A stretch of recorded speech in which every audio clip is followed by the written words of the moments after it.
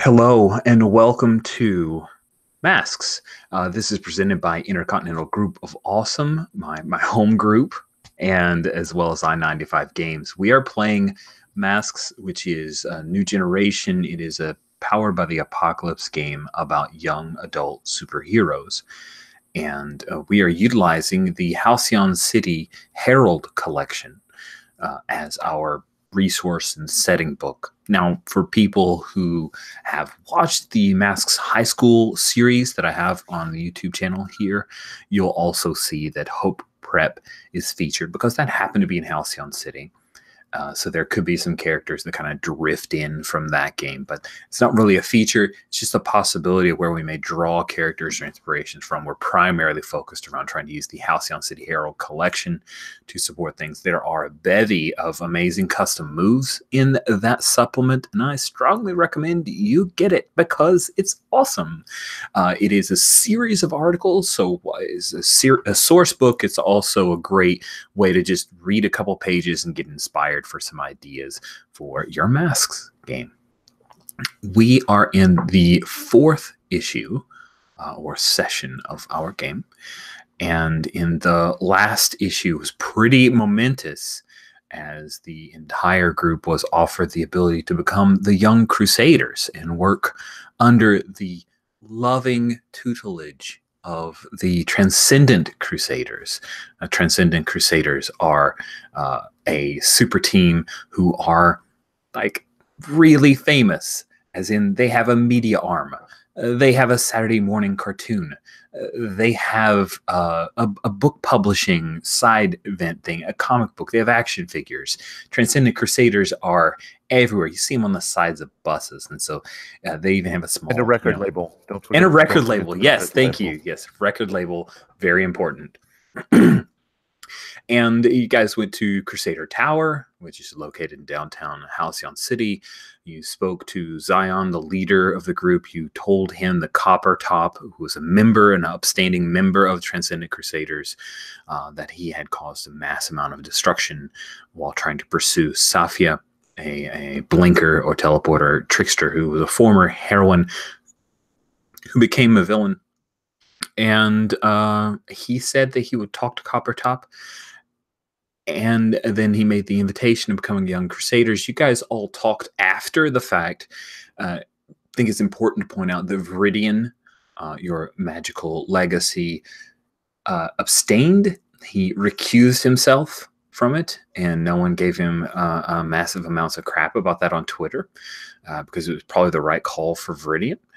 And you guys voted to decline the offer to become one of the Young Crusaders groups, feeling that the timing of Coppertop doing bad stuff, trying to kill people, and then all of a sudden Transcendent Crusaders trying to get you guys to join along, probably not the right 1-2 combo for a good look for you guys.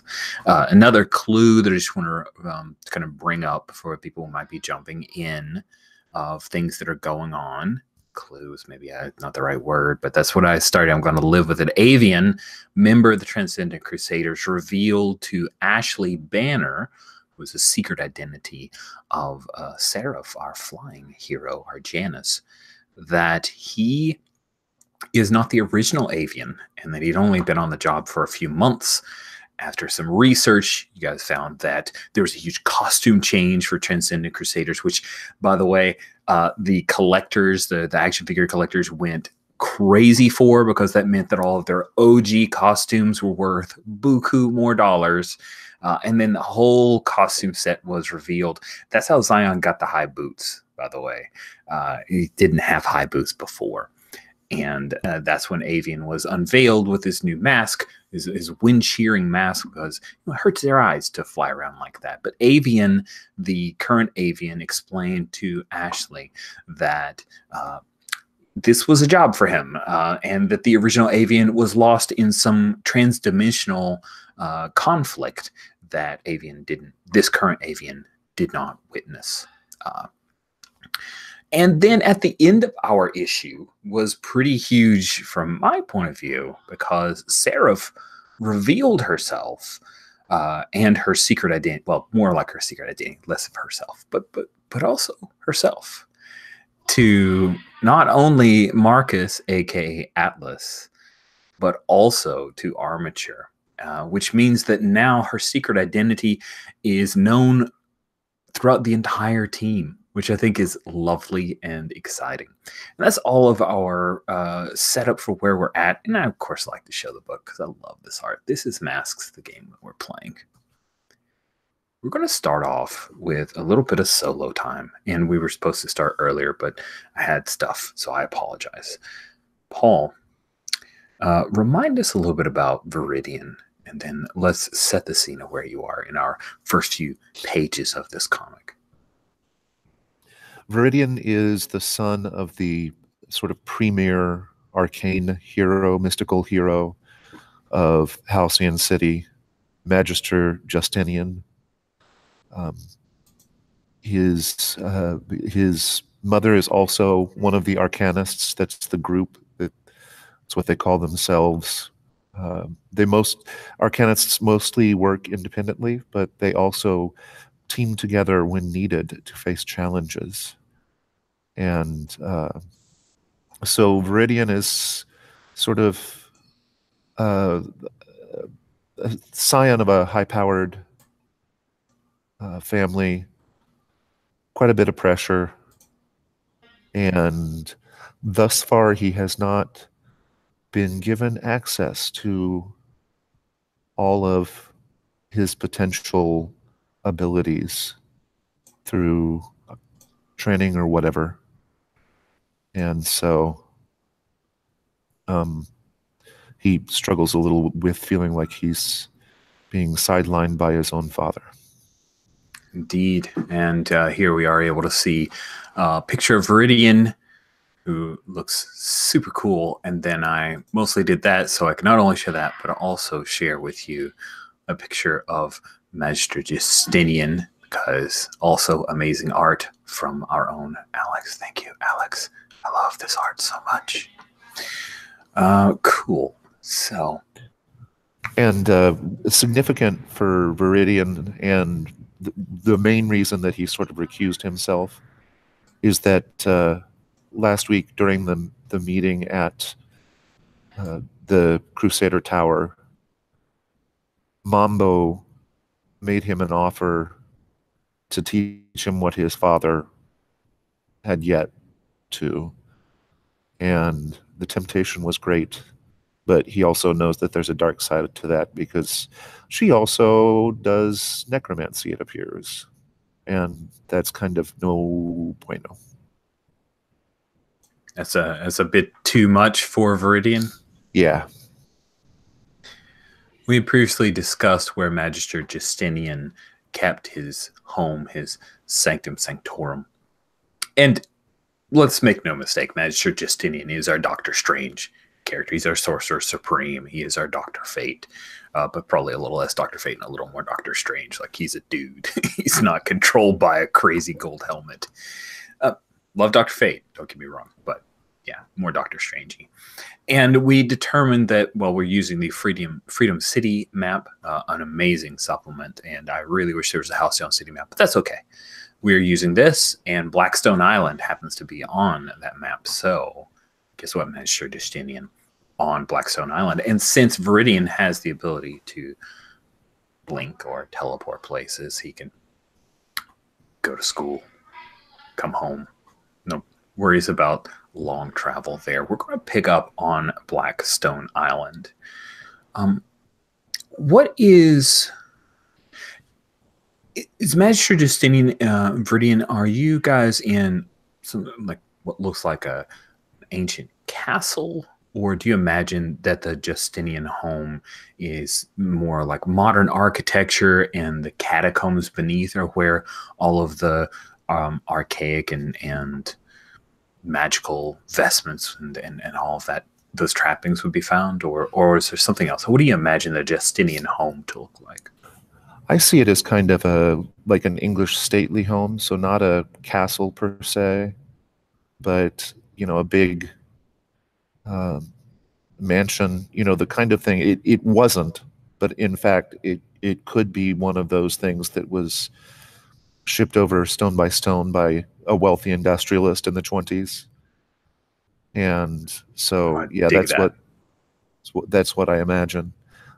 There is definitely an extensive basement with, that might have originally been servants' quarters and such, but the house has been modernized on the inside, and that's where most of the woo-woo takes place. But it's also a house. Cool. So less a mansion, more of uh, an estate. I like that. Yep.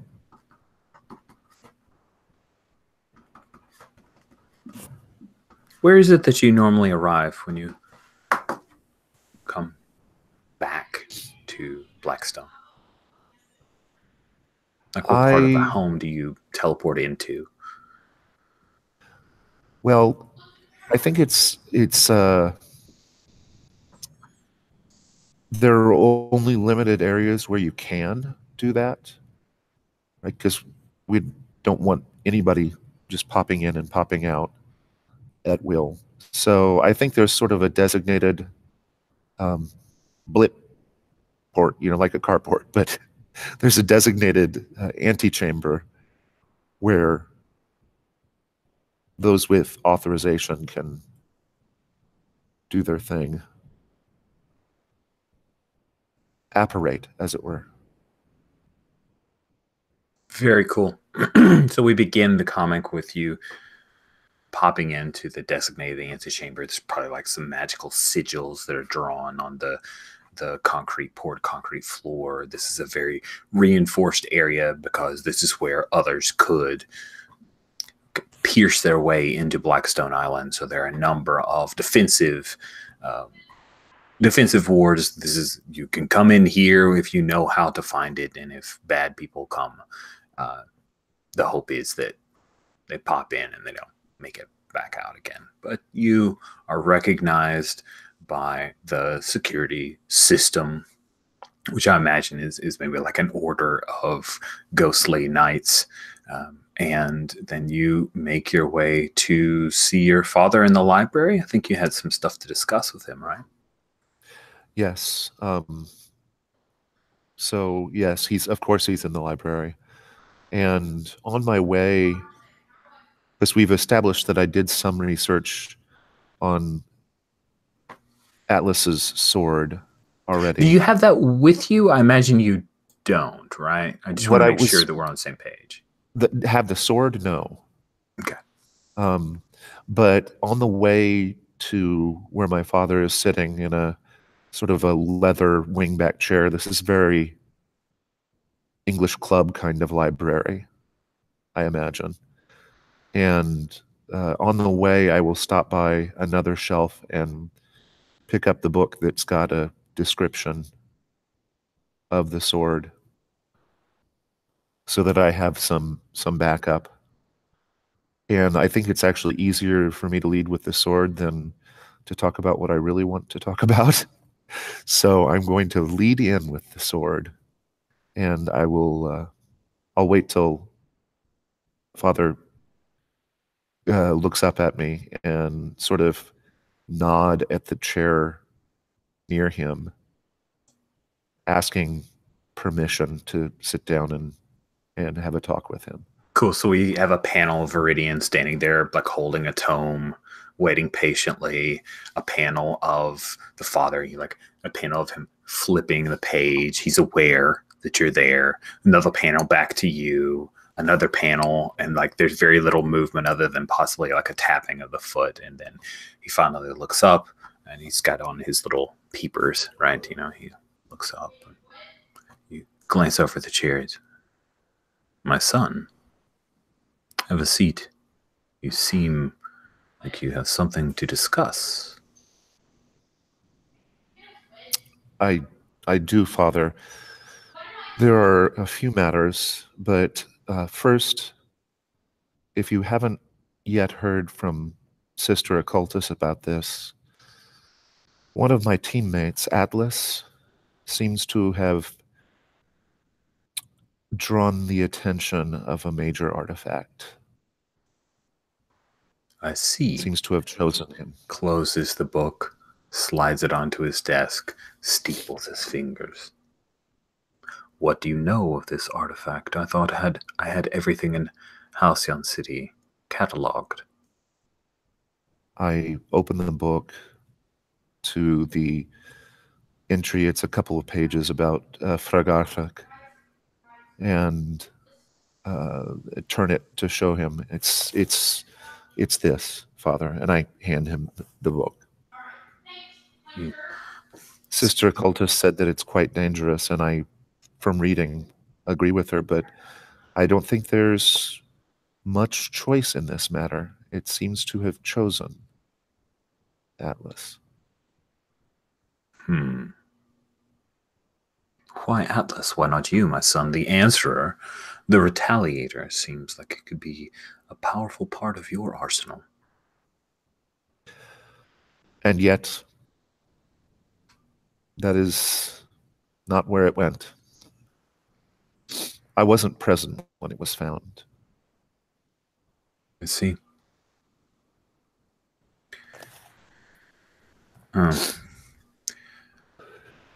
Fregararth is a god-forged sword. Very powerful. I worry about your teammate and his ability to withstand its demands. How can I best support him?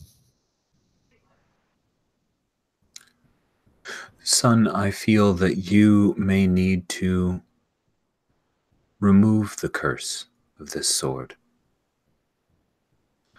I will leave it to you to judge whether he is able to contain it and control it.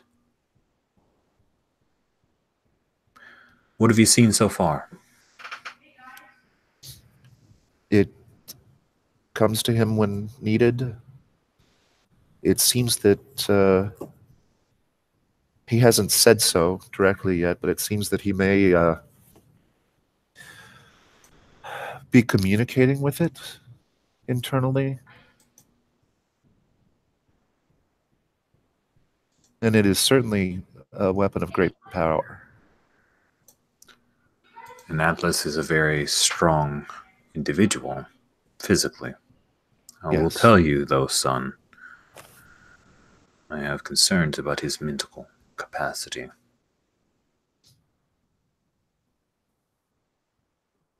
His mental capacity is fine, and his heart is good. Are you sure that this is wise? I only brought this information to you because I wanted you to be aware of it. I don't think there's a choice to be made here.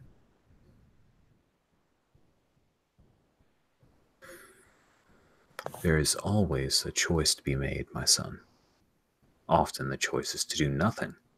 Is that what you propose that I do? You just said you would leave it to me. And I shall. I will observe for now. If I hear of this sword causing undue harm to the citizens of Halcyon City, I will ask you about it. Of course. He sits back in his wingback chair. Son, I've received notification from a dear friend of mine, Zion, that he has extended an offer to you and yours to become part of the Transcendent Crusaders. He seems to think that you aren't interested, and I'm surprised. We are not interested. Why not? You saw what Coppertop did only days ago.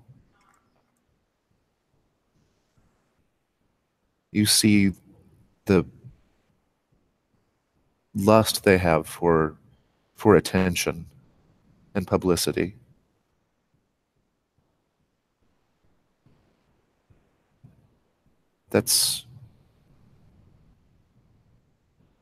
I was sorely tempted, and I will tell you why. Because Mambo offered to teach me those things that you've been withholding.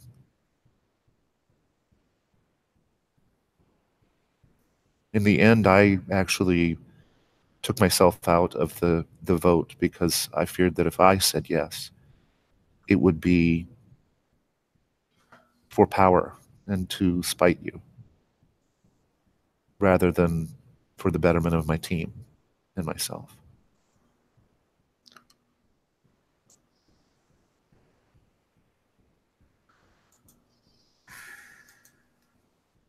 It bothers you this much? Which it is that you're referencing? That I have not revealed all the secrets of our legacy to you. I understand that it's your choice, but I also understand that you're making that choice. You're consciously excluding me from an important part of my heritage.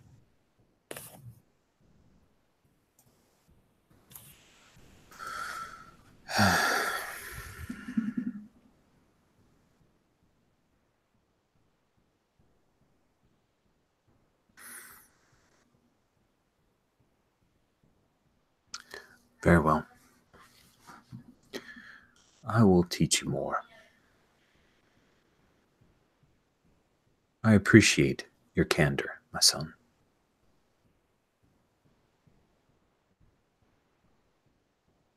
Come, and we will unveil some more of the mysteries to you.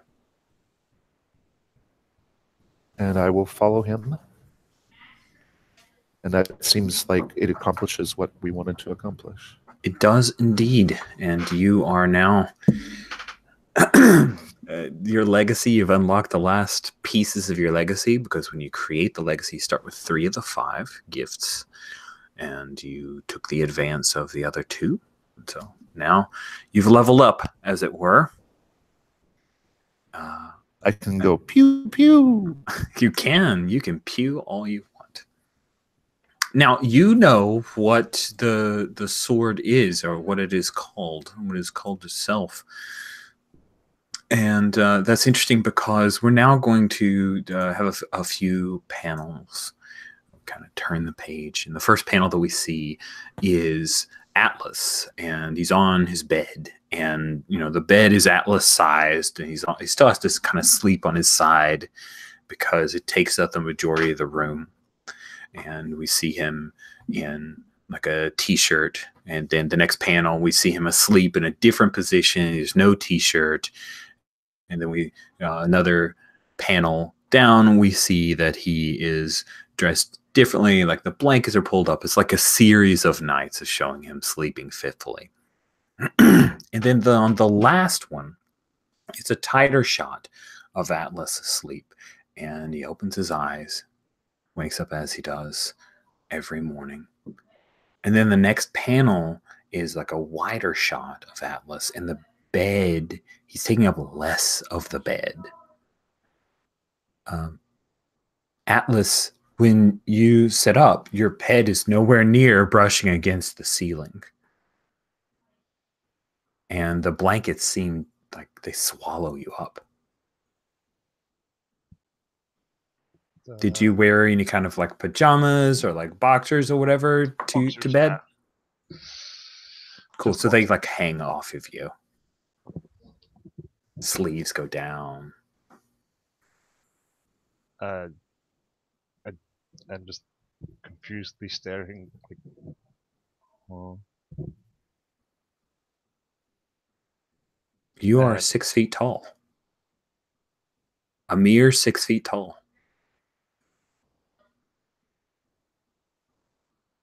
I go looking. Like, I think I walk into the bathroom and like look in the mirror and go. And the mirror looks like gigantic, right? Because it's the mirror that you before had like leaned in on, and now it's just showing your whole body. You still have the same musculature. It's just like somebody, like they're on Microsoft Paint and they went from 100% to like 75%. Huh.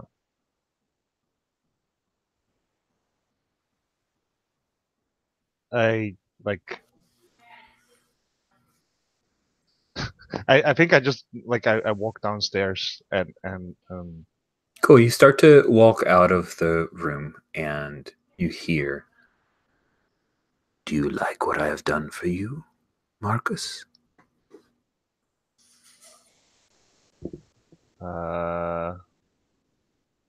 What did you do? You have told your friends how much it bothers you, and you are so large I can help you. Would you like to stay like this until you need to be big again?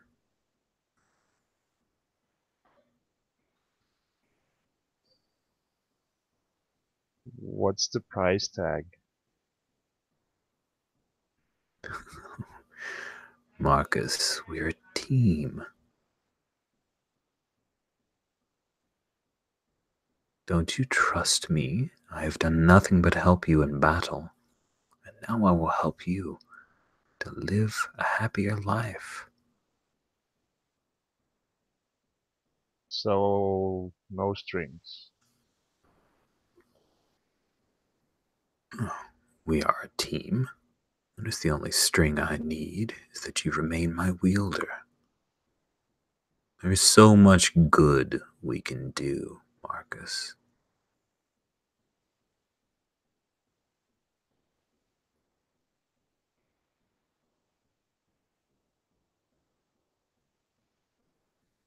I look down again.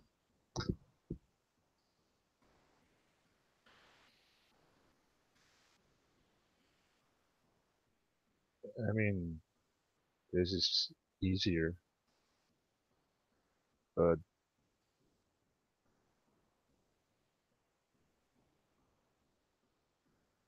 I don't know. Then your body starts to grow. Ah. And you are the gigantic 7.5 foot tall Atlas again. Ah. You kind of Ceiling coming in instantly. bent in by the door, the door frame. And it says, "Very well. If you change your mind, Marcus, let me know. I'm so disappointed." How do you do that? Magic.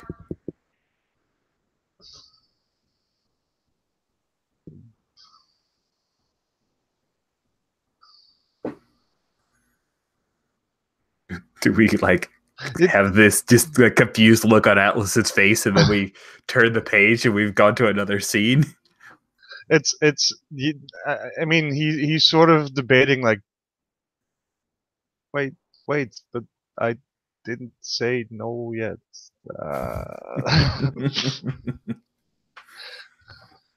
Cool. So we are going to pick up on the outside of Rocket Records. Rocket Records is located in. We're just gonna blow it up and show the page just so we're all together because Rich likes maps. Cool. So Rocket Records is Rich. Let's do the button thingy and turn it the right way. Thank you. Look at you. I knew it was in Southside. I just wanted to find the actual bit. So it's here in Southside, which is not far from Lantern Hill. Not terribly far from it. It is Lantern Hill. Dang it. It's been a bit since I've refamiliarized myself with the map. Lantern Hill up here? There she is. So Ash is way over here, but, not that far of a flight away. And Marcus is in Lincoln over here. And where is it? The shop? Armature Family Shop is in Lincoln as well. That's right. Cool. So you guys are in Rocket Rack. Thank you. I love all the pretty flashing things. And Not to Anil worry. can easily, because Anil has the van, remember, so he can easily pick people up if needed, that sort of thing.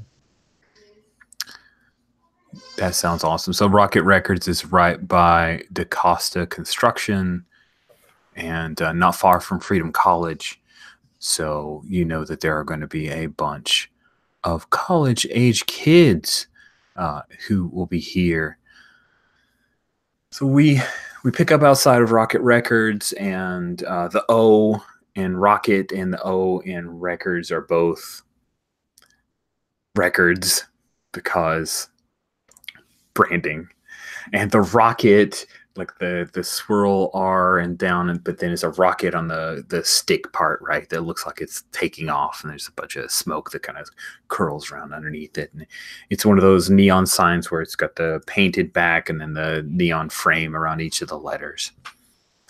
And you see that there are college kids that are crossing the street and heading in, and there's a sign that says it has this cool picture, the logo of Teenage Gerbil Uprising, which has the one gerbil wearing the mask, his fist raised up.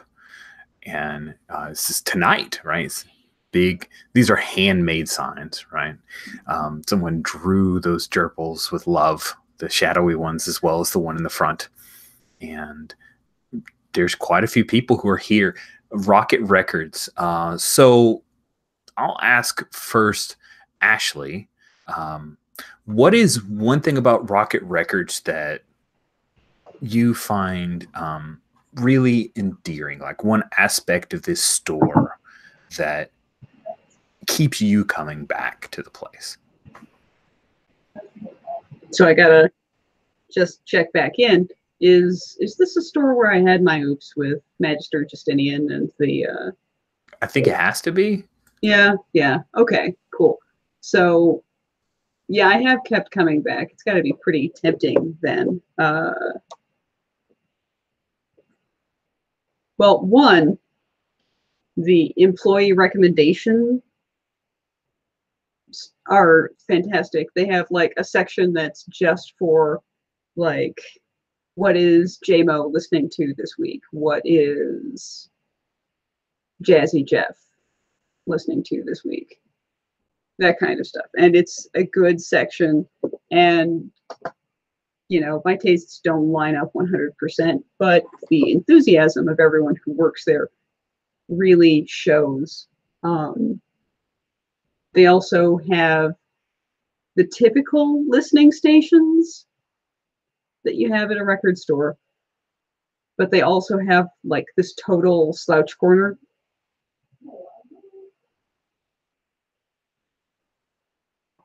where it's a listening station and it's real comfortable,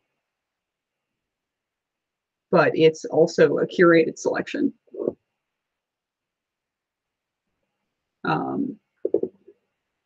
And then they've got this like mezzanine level where the employees get to take their breaks, and, you know, clearance items go up there. But they also have a little guitar stand, which is a part of the prop that they use to, you know, sell lessons with somebody that they're partnering with. But you can totally jam in the store if you want to. Wow. Have you ever jammed in the store before? Like, do we flash back to a younger Ashley, like jamming in the store? And there's a sign they point to, is this no stairway? Exactly. Yes. Nice. I like that a lot. The young Ashley. How do we know it's young Ashley? Is it like different hair, or is she smaller? What do we see in that panel of young Ashley trying it out? We definitely see different hair. Hold on, let me see if I've got. I've got a picture of the model that I use for Ashley right now, where she's got much longer natural hair. And it doesn't really help with the age gap. But let's see if I can, what's my best way to get this to you guys? You can just share screen share. Oh, well, right. Do this, and I want to make the picture bigger and not smaller. Where do I share screen? The button that says screen share. Oh my God, it's so difficult. Here we go. Wow. Yep. So this is what happens to Ashley's hair when she lets it grow the hell out. Man. Okay. That is pretty cool. So Sweet. Thank you. So we got a mezzanine level where the employees, a mezzanine, just so, because Rich is ignorant of many words. There's like an upper level that kind of looks down on the area below. Is that what a mezzanine level is? Or yeah, no, a mezzanine is an open platform at the top of stairs. So, for instance, if in my room there were like a 2-foot wide staircase that went up to like my bed level and then went around the room like a ribbon. mm-hmm. Like an inside balcony. Yeah, like it's like an inside balcony. Oh, cool. So I actually, yeah, I knew what you meant. I just didn't describe it well. But yeah, that's what I'm imagining. So there's like this whole second floor where they've scooped out the middle part, and you can look down on it. Okay, awesome. That's really dope. I really like that setup for armature. What is it about Rocket Records that you find either poorly constructed or extremely unsafe? Oh, well,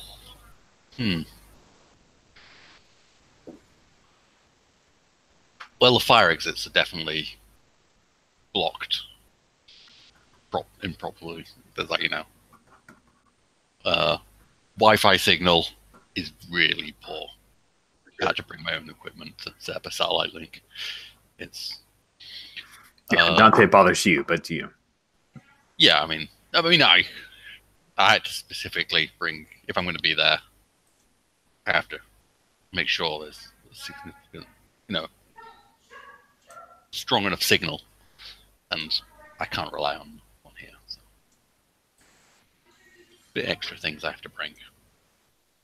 We like when you talk about the fire exit, we see a single panel of like the fire exit, which is down this like little hole, and there's a standee of Rex Manning and a bunch of crates and stuff stacked up behind it. So here we go. I like it. We started with a lot of kids that are all like browsing music, people in the listing bars. There's a queue lined up behind them, and there's no charge for you guys playing. So there's a lot of people here, and you guys are setting up. Where is it, Viridian, that you guys are allowed to play? Are you at the guitar stand up on the mezzanine, or did they set up some kind of stage down on the ground floor? Where are you guys set up at, or setting up at? Yeah, I think we're up. We're on the mezzanine. Sort of actually they cleared the furniture back in the break area that the employees sometimes use, and we're setting up there, basically facing the front door of the shop. Cool. I like it. So you guys are like plugging in stuff. And Ash, who's been doing most of the setup work here of like speakers and getting everything? Who's been your gopher primarily for Teenage Gerbil Uprising?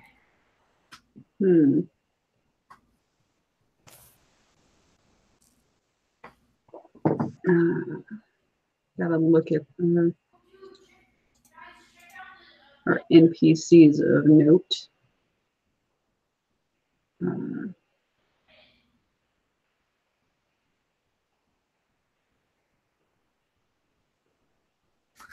I mean, probably noon. So little Eunyoung Kim, she's been your go for the keyboardist. She's been working hard, moving everything. Have you offered any help, Atlas, or are you here when they set up, or do you show up later? Yeah, I'll be helping. Like, of course. Nice. What have you broken so far? um, like probably broke the handles of one of the flight cases. Yeah, it breaks off. And Eunyoung Kim was, oh, that was totally old. It was almost broken. Don't worry, she says, trying to reassure you. Yeah, we can just like hot glue that later. That's fine. That's fine. Sorry. Don't worry. She pats your hand, like her little hand, your like big Atlas hand there. And she lingers for a moment. There's like a panel, just that touch, and then she pulls back, looking a little nervous. And yeah, we already established in chat, but just get out there. Dimitri, he like brought in one speaker, big PV, right? Took it up the stairs, looking all manly, and then he's chatting somebody up on the mezzanine level. He did like that theatrical grunt thing too when he put it down, which is pathetic because it's a tweeter. It's a tweeter. That's great. Yeah, and I'm getting the setup connected and sound testing and other technical stuff. So I'd be trying to pull more of my weight, except that I'm doing everything else. And we see that people are starting to fill in now, and we see that some of the people we would recognize who are in the audience, like the customer base here, we see a person that we haven't seen before, but Ashley knows. Her mom, Lydia Banner, is here. And we also see Dr. Jocelyn Solar, who is the scientist, female scientist from Hanover Institute of Technology. She is also here. And sorry, joke in the chat. Thank you. Lisbeth is here, of course, to support her girlfriend because you couldn't drag her away. Ruby Fontaine, the Hope Prep star reporter, is here doing an article because like 3/4 of the band is all Hope Preppers. And we also see that Chandra Hara is here, otherwise known as Mooncaller, mother of Viridian. Yep, of course Mom showed up. And we even see Farouk Fidel, the mechanic who is a big fan and supporter of Armature. So there's quite a few people that you guys all know and love. And that's not me setting up a tremendous threat, don't worry. It's not at all, guys. It's fine. I think I got someone that everyone loves. Yeah, good. Okay, good. You checked all those boxes. Good. So what is the style of the first song that you lead off with, Armature? Like on your set, what is the first song? Is that like the title of the song or the style of music that you guys lead off when Teenage Gerbil Uprising gets introduced by I'm gonna say the owner of Rocket Records, like he calls himself last name of Rocket, like Mr. Rocket. So Mr. Rocket like gets up and he gets on the little PA and he says, "I'm very excited to bring you guys their debuts, the first time they've ever played in front of a live audience. You're gonna love them. They're known as," and he like looks on the drums and he sees Viridian, like the Teenage Journal. Do you have Teenage Gerbil Uprising like written there, or is it still Absolutely? Okay, cool. Because Teenage Gerbil Uprising, and there's a little like cheer, and then we see Lydia. She's like, "Wow!" Very, very loud. Your mother, Mooncaller, she's just like a polite clap, like, "Yes, of course, this is very nice." Not at all beneath me, but she's still excited. Yes, TGU is totally sex bomb. I love that quote. So, what is the style of music you guys lead off with? Is it something like really hard charging, or do you start with something that's more low key? And is it something that Ashley's written, or are you guys doing a cover of something Armature? I'm not in the band, so. I know, but what is it that they're leading off with? Oh, what they're leading off with? I would like to think they're leading off with something that's kind of punk, but something weirder, something like quite electronic mixed in, maybe. So nice. So Onion Kim, your keyboardist, gets to do a little bit of kind of a bit more chill sound, if you get kind of. But with this, yeah, weird. But it works. This combination works for some reason.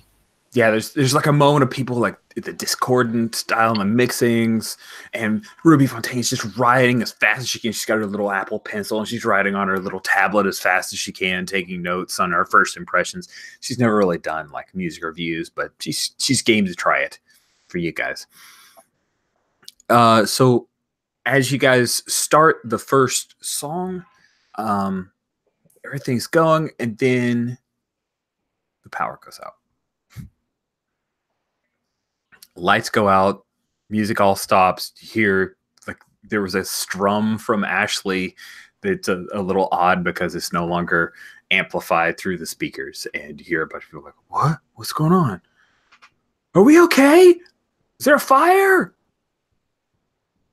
I think I might have been like just about to start like talking with Dr. Solace about something.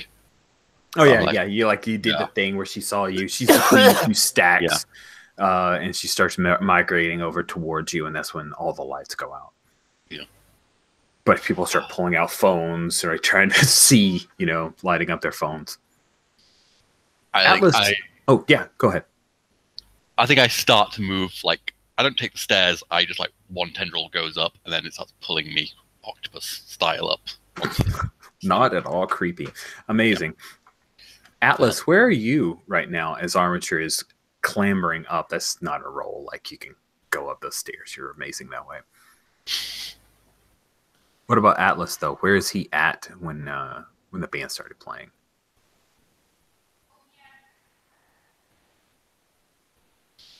Jan? Sorry, I missed that. Okay, where is Atlas when the band started playing and all the lights go out? Where is Atlas? Standing all the way in the back because right, don't want to be in front of it. Yes, exactly. Cool. So yeah, you're right there. You still the street light actually goes out behind you, so you know that this is not just this building that has a power outage. Yeah, I mean, I'm just standing there going like, well, guess the power's going out in the block. Oh man, and Mr. Rock is like, oh no, and they were so good. He's heartbroken, and Dimitri's like, oh man, Armature, fix this. You're good with electricity. He gets a withering look as I reach. He is the slightly spoiled only child. He doesn't really care about your withering look. He's kind of used to it. Yeah. He's got a +4 against withering looks. It's crazy. Ashley, give me a sec. I say, Ashley, give me a sec. I'll see what I can do. Okay, it's cool. It could just be a brownout. I mean, things could come right back on. Yeah, I check the equipment. I assess the situation, I assume. Awesome. Why don't you assess the situation? Yay, moves!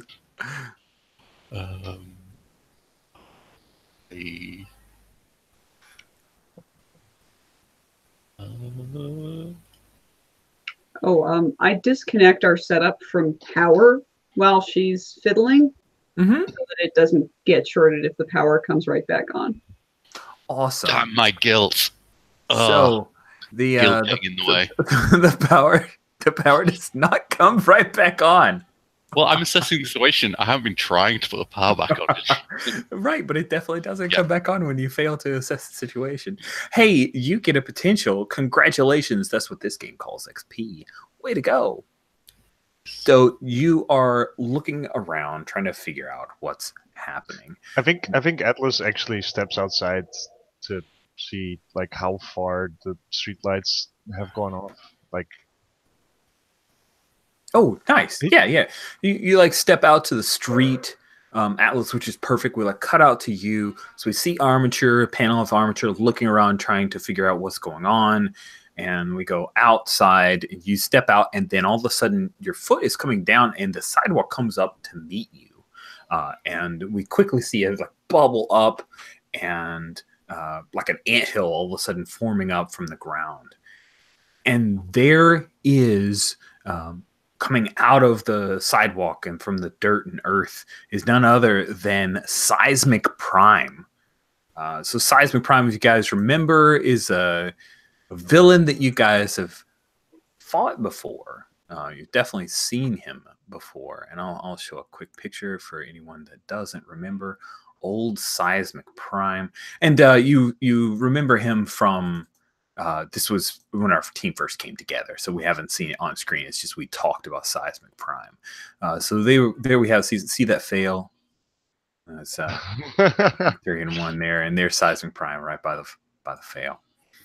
He we say he, even though he has no like gender defying characteristics, he doesn't have any of those things, but his voice is deep, so we just assume he. And he looks and he goes, "Amateur."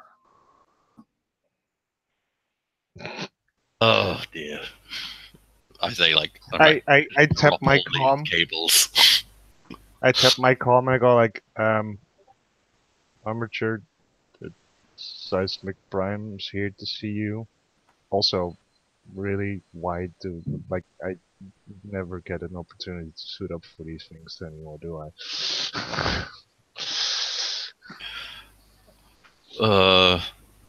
Can you ask him to leave a message? Sure, I'll try. I start. While whatever's happening next, I kind of start like, I think we've got a problem outside. The other guys. Cool. So yeah, you just explained to everybody we got a problem outside. A bunch of people's faces are lit up by phones, right?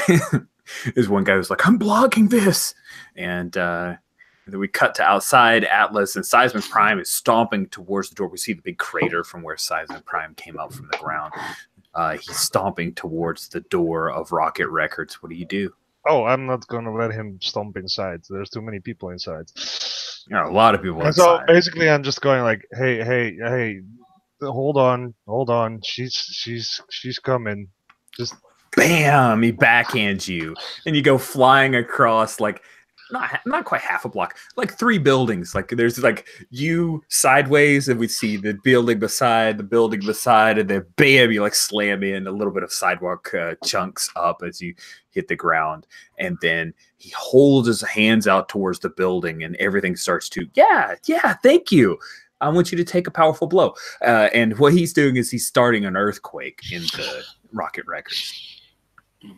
Yes, thank you. That's what I was trying to say. Is like different business names in each one of them. That's totally cool. So please take a powerful blow. You get to roll plus conditions marked. I don't think you have any marked. I don't have any marked, and I rolled a 9. Cool. Rolled a 9er. Okay, well, rolling a 10 is not good in this move. So Well, a it's 9. a 9, so Yeah, I know. That's what I'm saying. It's like you didn't roll a 10. So on a 7 to 9, you choose one: lash out verbally, provoke a teammate to foolhardy action, or take advantage of your influence to inflict a condition. Or you give ground, your opposition gets an opportunity, or you struggle past the pain and mark 2 conditions. I think he's definitely lashing out verbally, like, ow! Like, will you seriously? Can you not take a hint and just wait for? You're such a asshole. And obviously Armature is like partially to blame for this, right? Because it wants armature. So, because it's like you lash out verbally at a teammate, right? So there we go. Do you want to inflict a condition on someone, or do you want to try to provoke a teammate to foolhardy action? Let me look at the thing. Yeah, sure. I mean, just seeing you fly by could kind of provoke one of us to foolhardy action. I mean, yeah, I guess I'm just on the comms talking to Armature, going like, seriously, you couldn't come out faster than that? I'm getting my ass kicked. I was preparing the gang. You're the great. Now there's screams and everyone starts trying to press forward because they just saw what happened out there. And they're all trying to press forward. People are getting pushed down, possibly trampled. It's very dark down there. I'm going to take a moment before I blink out to the sidewalk and just a couple of quick gestures, and basically I'm creating like an illusion of a chandelier in the ceiling to light the space, so it's at least a little less dangerous. Oh, that's classy. For friendly fire, person on person. You should unleash those powers. I shall.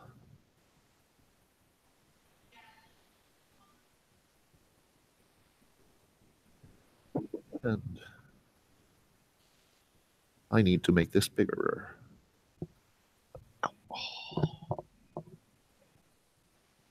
There we go. Ah.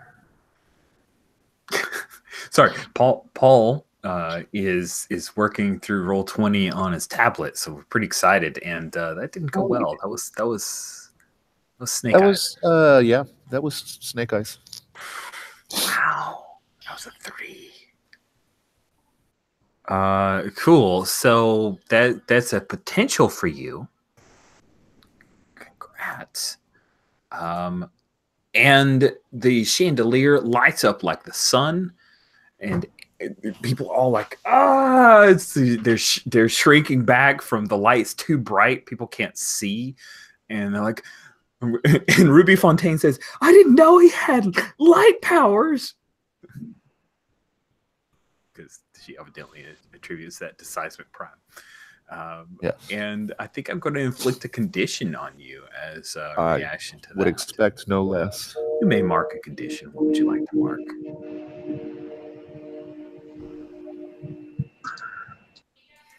Or should I tell you what to mark? I'll take angry. Sounds good. All right, cool. Don't forget that all you need to do to clear angry is hurt someone or break something important. That's why Jimi Hendrix never had the angry condition for long. He just burned the guitar and he was good to go. Right? Okay. Anyway, Ashley, secret identity Ashley. See, your friends are in great danger. What do you do? Man. Yeah, I can't stand for this shit because my mom and my girlfriend are down there, other friends.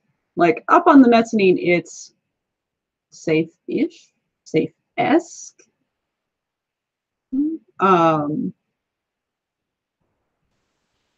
But down in the crowd, it seems like everybody's big threat is something might actually fall on them, or they'll step on each other. Nobody wants to leave through the front, and the back is probably blocked off. I don't know if Ashley noticed that, but she's just going to straight up like bolt the railing of the mezzanine and like drop down. Nice. To the first floor. Is that what is that? Is that I don't think it's quite directly engaging the threat, although you could talk me into it. No, I think you're trying to defend some people. Yeah, absolutely. I mean, That's the intent, right? You're vaulting over to try to help people out. To try to help people out, to try to help the crowd disperse towards the back of the building. Nice. However, I don't know if this is an I'll save you opportunity or what. I think you're trying to defend people from like the throngs and getting run over and trying to direct them to the right area. So why don't you go ahead and roll to defend something or someone from an immediate threat. So roll plus savior. Okay, cool. So if we don't believe that any of my loved ones are directly threatened, I will do that.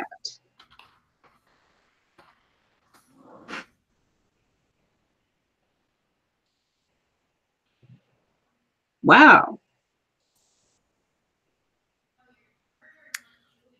Wow, that's a 6. Hey, Rich. Hey.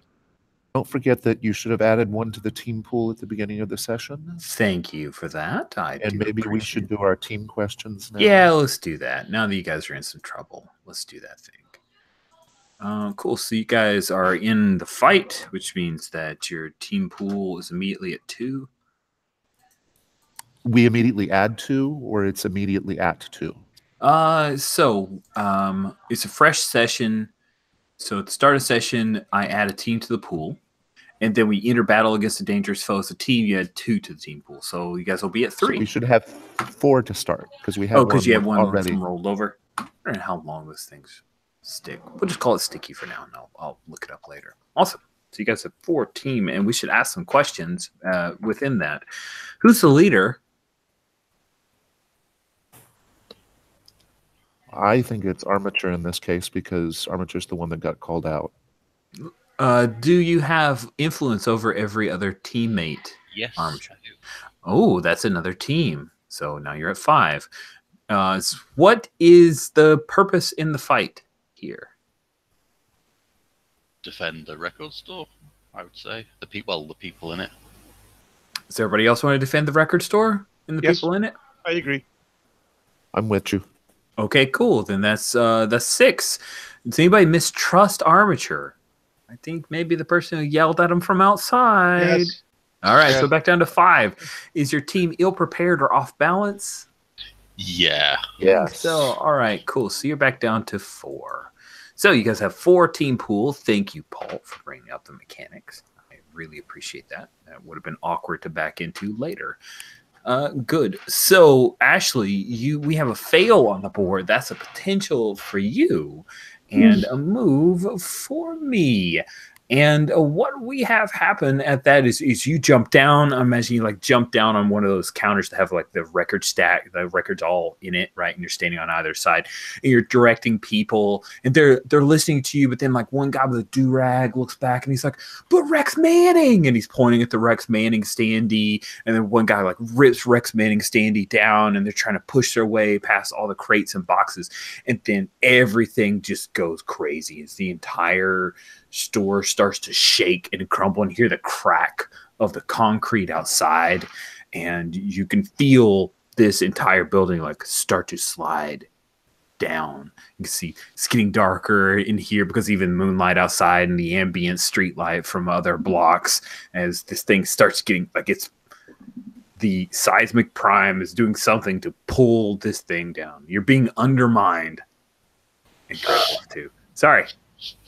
Just love that so much. Like that was the best pun of the entire 2 movies, guys. Armature, what do you do? I need to get out of there quickly to kind of draw the attention away from the record store. Okay, cool. So yeah, you want to do that? That sounds. Yeah, I think I would, shielding my eyes with one prosthetic, I would like swing from the lighting and to go out with one of the higher windows. Oh yeah, easy enough. Yeah, so you go out one of the top windows from the mezzanine level, and yeah, I think I have to do just the through the window, not opening it. Yeah, totally. But I think you're trying to provoke Seismic Prime to follow you, right?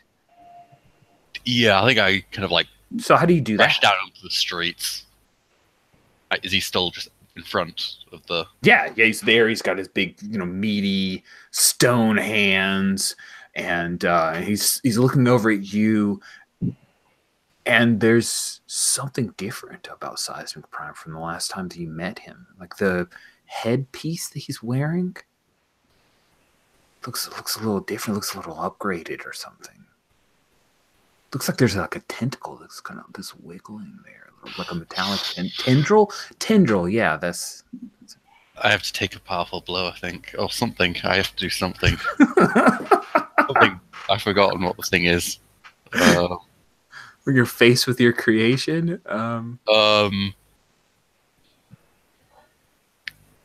have to mark a condition or shift superior down and danger up. Okay, you should do that then. Whenever you're confronted with your shame, mark a condition or shift superior down or danger up. I'm gonna switch danger up.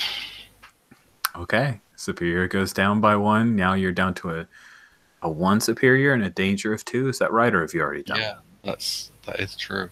Okay, I'll let you make that change. Unisha, Paul. Yeah. So. So he turns to look at you, and what do you do to try to provoke? I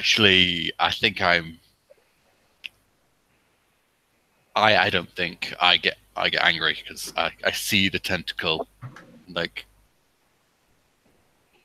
you can't do this. You can't do this here. There are innocent people here, and I kind of just rush towards. I kind of like try to leap onto the head. Ooh, nice. Okay, cool. You're directly engaging a threat then. Yeah. Sorry, it's a quote in the chat. Listen to me. I am your mother. You are getting a timeout. Sweet. Yeah. Please directly engage a threat. Roll plus danger, which you just increased. Yes, which luckily I did because I got 7. Squeak. Oh, you almost got more potential though. On a 7 to 9, pick one of the 4 options there.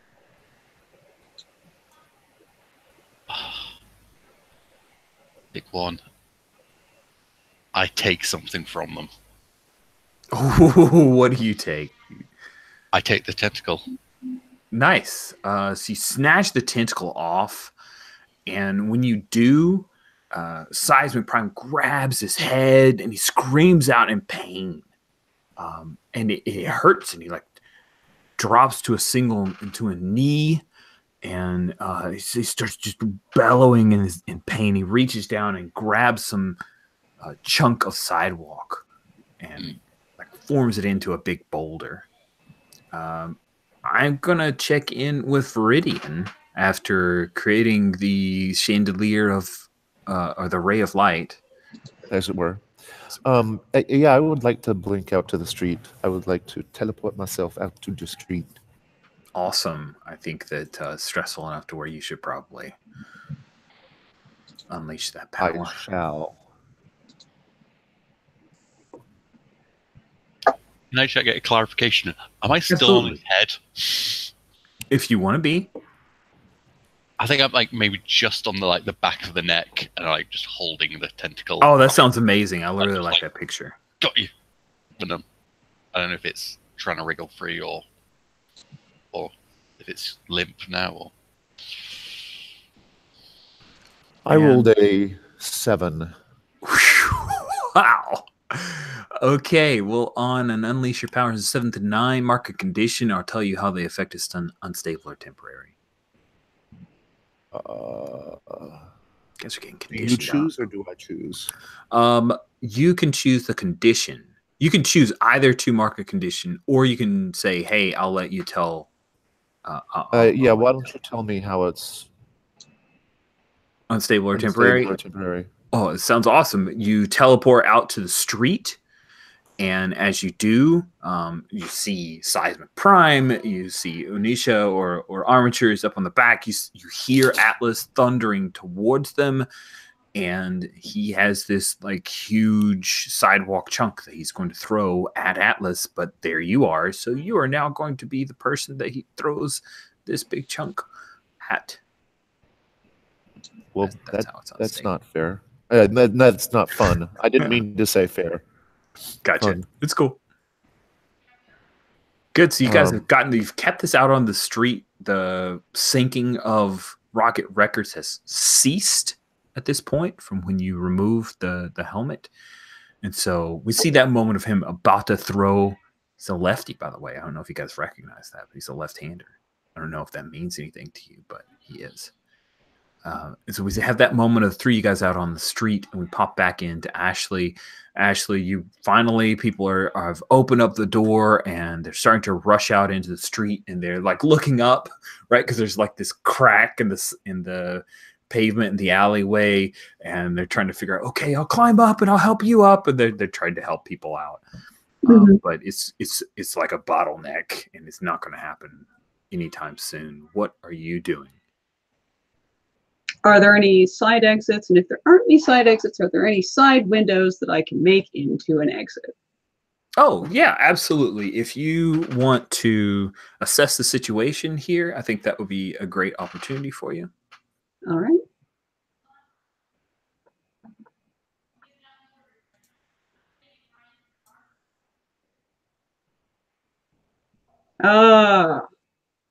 Consistent. It's another 6, huh? Hold on. I have 2 holds on Ashley or Seraph to spend as team to help. So I could maybe hot dog. That would you be should cool. totally do that thing. I could maybe spend one of my 2 holds as I come barreling past you and like, oh.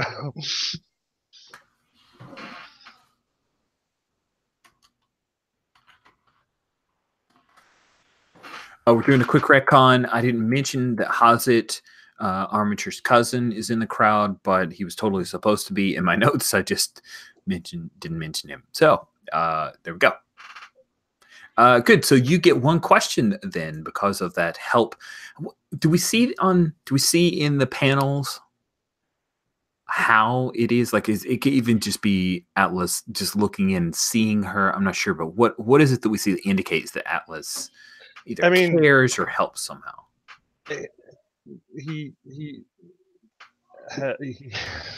She's his love, of course, still. So he's, of course, like, he's barreling towards the enemy and then suddenly stopping, like, you okay? Awesome. So that gives you the 1 question. What did you want to ask?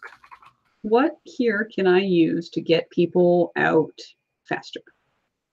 Awesome. So you don't want to go out the front window, but just like you saw, there are a couple of side windows that looked out to one of the buildings that we passed as Atlas was thrown, that you can use your wings to just... Oh, that's right. You're just Ashley. Anyway, you can use some bricks or something and open those windows up. If only you had wings, you could just sweep across, but... Yeah. All right. Well,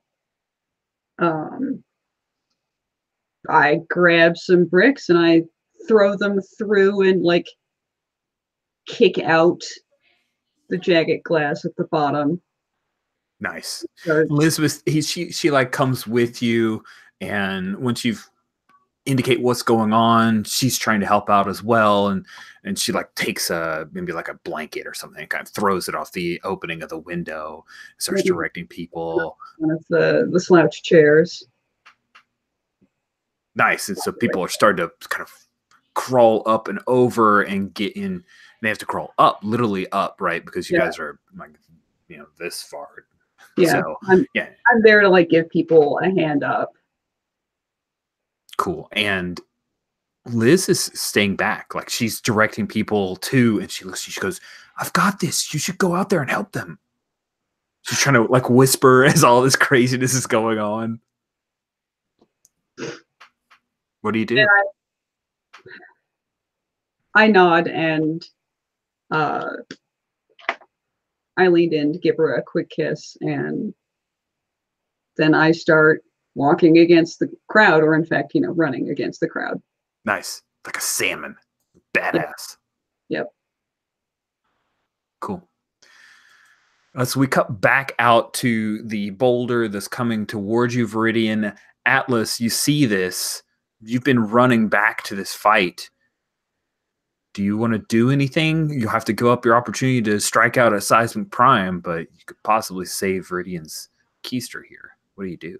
Yeah, I will try to defend. Like, Do it! Get in between. I think I can take a boulder to the face better than he can.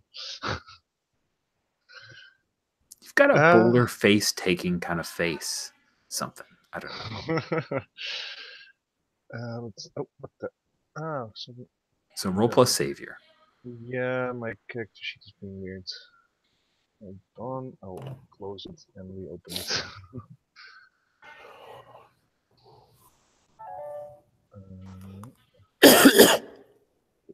Sorry. Come on. Misclicked. If you need me to click the button, I'm happy to. I got it. Okay, cool. Wow. That's an 11. What? That's an 11. You're a King Defender. On a 10 plus. 12 because he's my rival. And it's a 13 because I have influence over him. Wow. That is amazing. You super defend. So on a hit, you keep them safe and choose one. Do you want to add a team to the pool? Take influence over someone you protect? Which means you shift his labels or clear a condition. No, I'll add a team to the pool. Okay. They're 5. Just in time, just rush out. Like, you have that panel of that boulder right in front of him, and then like the panel of the explosion of the rock, and then like the next panel is like Atlas standing there with his arms crossed, like. Nice. That's really cool. I like that a lot. Thanks, man. Cool. So Viridian, you've been defended. You're out on the street. Atlas has stopped that attack. You have Seismic Prime, who is in some kind of weird pain stance, and you've got Armature up on his back holding the diadem or helmet that he was wearing. What do you do, Viridian? I am going to do something my teammates have not seen before. Okay. He's gonna keep you. Yes, I'm going. Basically, it looks like I make a couple of just quick gestures, and then just hand palm forward towards Seismic Prime, and I would like to shoot a blast of coherent magical energy at his kneeses. Nice. Directly engage that threat. I shall. That's danger, right? Yep. Mm-hmm. Hell yeah. Wow, is that an 11? That's awesome. Okay, with an 11 on a 10 plus, you pick 2 options for the move. I am looking.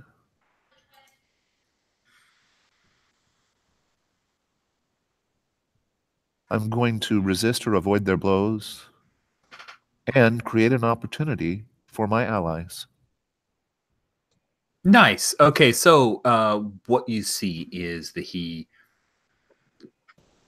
lashed out, and there were a bunch of rocks that flew out of his hand back towards you. You burn those up with your coherent magic energy, and then he's lit in green's your color, right? So he's lit in this like green light, and he holds his hands up, and you see little bits of rock like flying off from the force and the power, and he seems like out of it, and he seems afraid, and he starts kind of hunkering down, and you fall off of his back armature. You can land on your feet, tentacles. That's no big deal. but he starts like dropping down because a lot of his features smooth over, and he starts kind of crumpling down and shirking away from you guys, possibly drilling into the earth. You're not sure. Armature, but he is a vulnerable moment. What do you do? You have an opportunity here, and you get a +1 on this. You know what? I've got this crown helmet thing. Mm-hmm. I've had a few seconds to look at it. I've removed the tendril that should not be there. I could totally plug my own tendril in. Oh, that seems great. Yes, you could totally. I feel it's like an obvious flaw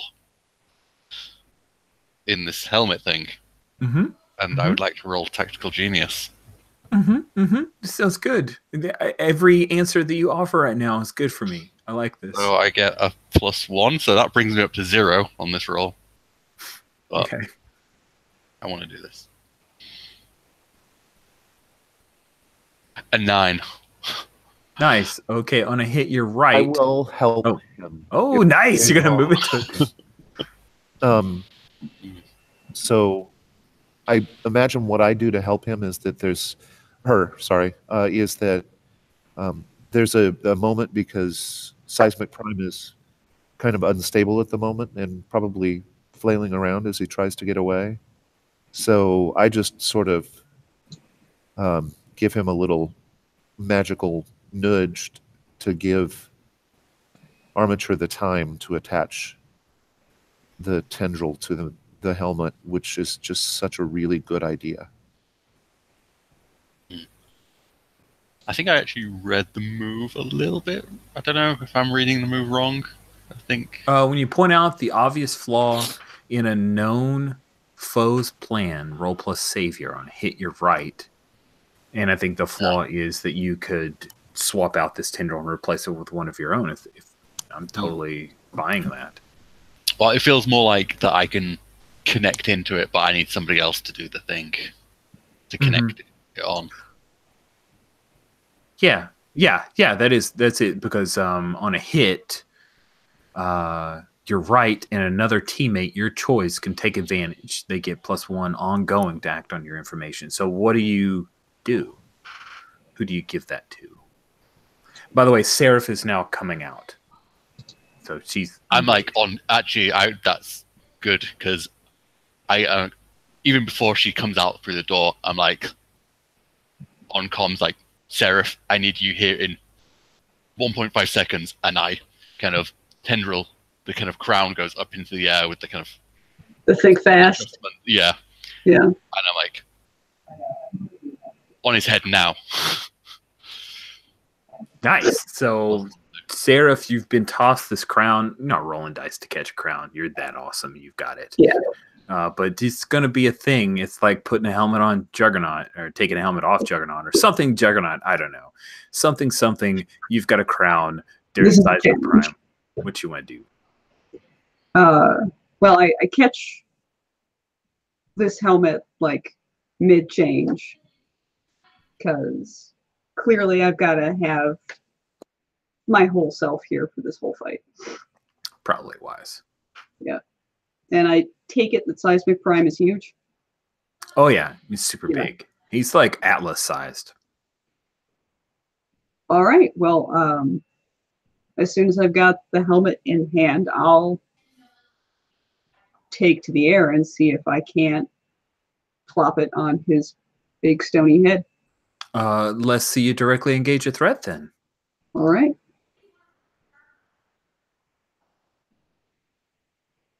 Cool. As you're coming down, remember I'd said that he'd kind of rounded out a little bit. You see like there's lava that starts bubbling up around him, like in a pool, like he's a volcano in a pool kind of thing, as you're coming down with this. But you still have a chance to pull this off. We'll see how it goes.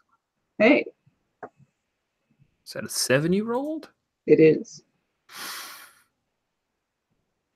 Nice. Your danger is flat? I did not realize your danger was a settle. Okay. On a 7 to 9, You get to choose one option. All right. If you wanted to say putting what option allows you to put the helmet back on, I would think that's taking something from them, taking Sure. their Helmetlessness. free will. Sure. So I'll pick that. Awesome. So what does it look like when you place this helmet back on Seismic Prime's head? Do you need the picture again, or are you good? Yeah, show me the picture again. All right, cool. Let me swap to that and then come over here and click another button to do this thing.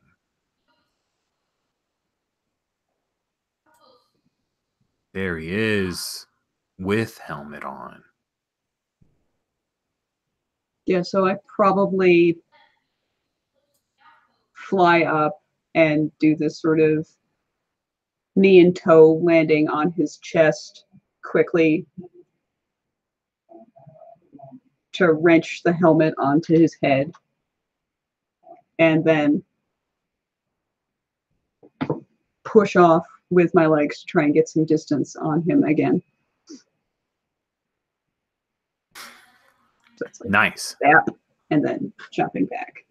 Cool. Yeah, jumping back, and you don't resist or avoid the blows with a 7 to 9. So I'm going to say that the tips of your wings get burnt, and that hurts a lot. So I'd like you to take a powerful blow. You really put yourself out here for this.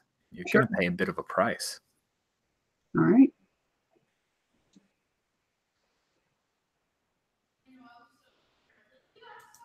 The best possible roll. That's amazing. Doink. Yeah, so you get a potential. You rolled a total of a 4, and you stand strong. Say how you weather the blow. Goodness.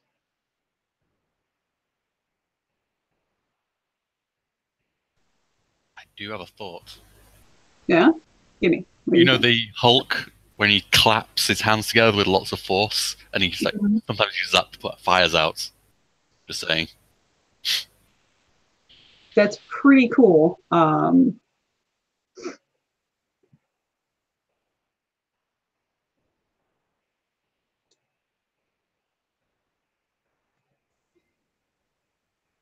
to weather the blow. I mean, It could easily be a fire hydrant that's like cracked and shooting out water, and you can fly through it. It could be even that the flames kind of die out because of part of your angelic and ancestry. I'm good with it. Whatever you like.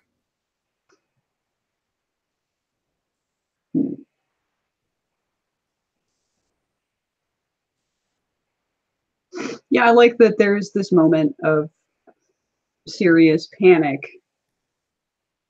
And then I realized that, in one way, I am kind of made of fire.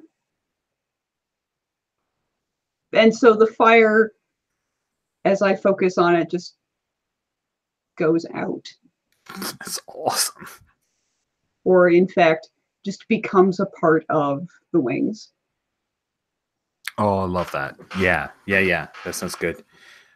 And then the lava cools, starts turning into like the igneous rock, and Seismic Prime stands up to his full height. But his eyes, which were red, are now like this cool gray. And he turns to you, Armature, and he seems ready to listen to whatever you have to say.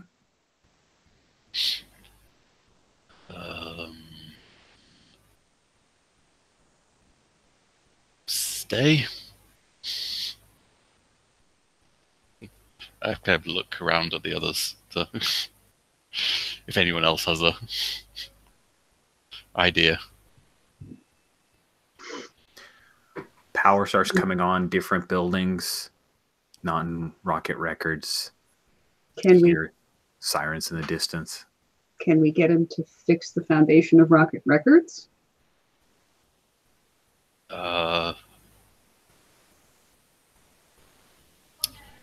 Seismic? What did you do? I recycled. Seismic, can you put the building back where it should be? You should provoke him to do that. Okay.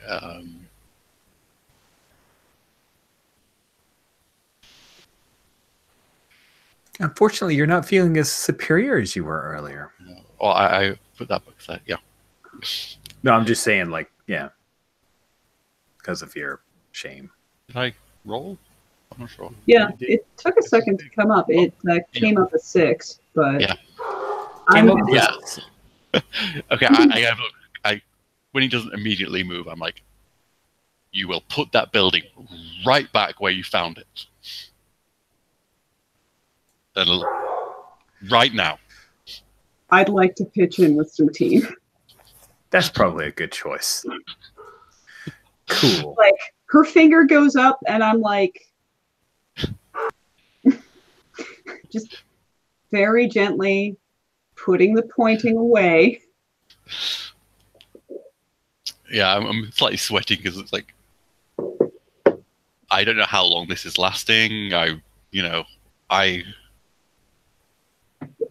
didn't really check what the helmet was doing exactly. I just took over command of it. So, yep. Cool. Yeah. Yep. On a 7 to 9 with provoke, there are a few options for NPCs, and what I'm choosing is, first of all, you now have influence over Seismic Prime armature. Wow. While this helmet is in effect, you have influence over Seismic Prime. Okay. Just the helmet time. And then he stumbles, and you get to take a +1 forward against him, but he does. Like, he doesn't even resist. He just does. The meaty stone fingers spread again, and the building starts rising up to the normal level. And there must be something about Seismic Prime's powers, because whatever broke underneath must have reattached. You see the lights start to come back on, and the rocket records blinks back on. But there's one letter in the neon that's broken. Atlas, which letter of rocket records is now out? It's the R with the rockets. Oh, the R is out. Oh, man. By the way, I forgot to ask, is this Rock It Records, like Rock-It, or is it Rocket? Oh, no, it is Rock-Et, E-T, Rock-Et. Okay.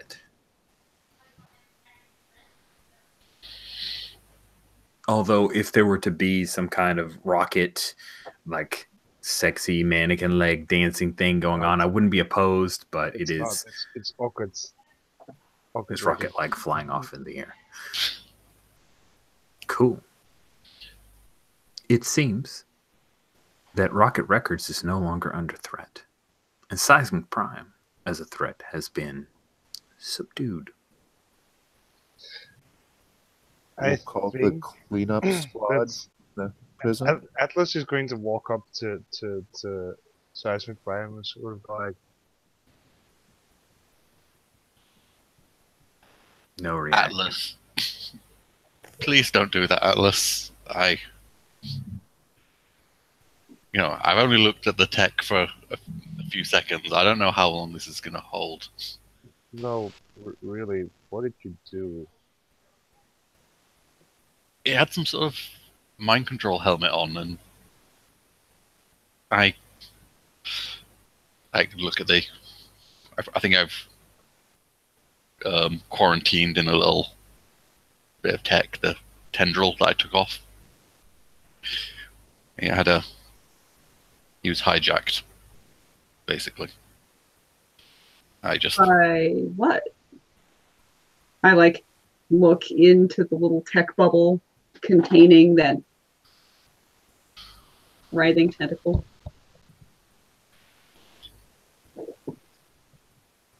I think it's like a little. I think I've got like a little one of my supplies, like a little glow globe. It's like a snow globe, but it's just an energy field. It's more portable that way. Yeah. Yeah. And I hold it up with a guilty look. This looks like one of your things. Oh yeah, Again. yeah, yeah. For a moment, I'd forgotten that she was not there at the time when this kind of got brought up. Actually, Atlas didn't. It was only Viridian that I really Atlas opened up to about it. cut some of those tendrils off his arm with a sword. Yeah, and then the sword came, and then everything became a distraction. Yeah. It's. I kind of glanced towards Viridian, but hopefully some backup. Can I suggest we talk about this later when we're not standing directly in front of a supervillain who is only probably partially minimally in control at the moment? That That's fine. does. Thank you. I whisper. Cool. So I'd like to, if you guys don't mind, and like this isn't too much of a break, let's do our bio break right here. It felt like a good, like we're at the fold of the comic. So it's 51 after right now. Let's just go ahead and meet at the top of the hour. So 9-minute break. You guys get 9 whole minutes. Ooh. Yeah, 9 minutes. You treat us.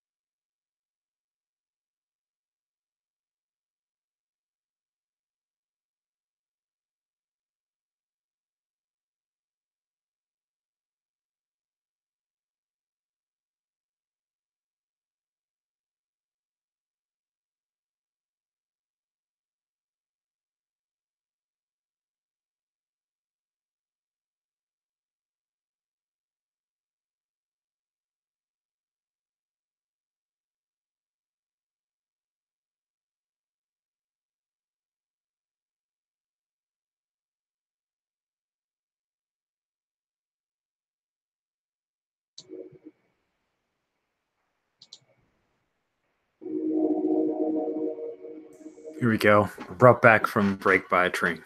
Choo-choo. Cool. So we pick up. It's like a short time later. There's a little editor's note at the bottom, and we have the Aegis van is here, and they, unless you guys have done something with Seismic Prime, they're here to kind of take the handoff.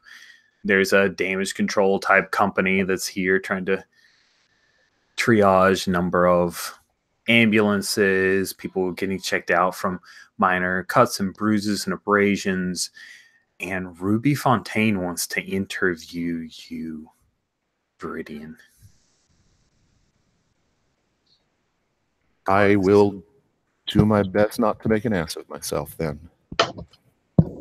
So she comes up and she's got her iPhone, her Peach phone, right? It's like a Peach phone. And she says, "This is Ruby Fontaine from Hope Prep Caller, and I'm here at Rocket Records here in Southside, and I've just seen an amazing event. There's this big rock dude who tried to attack us all, and then all of a sudden, one of our own and his team, they stopped this big rock dude, and it's amazing. So, Neil, what's your super's name again?" They call me Viridian. Viridian, yeah. Hey, Viridian, so tell us a little bit about what happened today. She sticks her phone in your face. Well, it seems since our initial interaction with Seismic Prime, he developed a little bit of a grudge. I don't know. But working as a team, we did what it was needed to stop him from now. Wow. Really impressive. He was throwing magic everywhere, and you saved some people. I saw what was the thing with the light? What was Seismic Prime doing with the giant sun in the middle? I didn't know that that he could do that. I didn't know that either.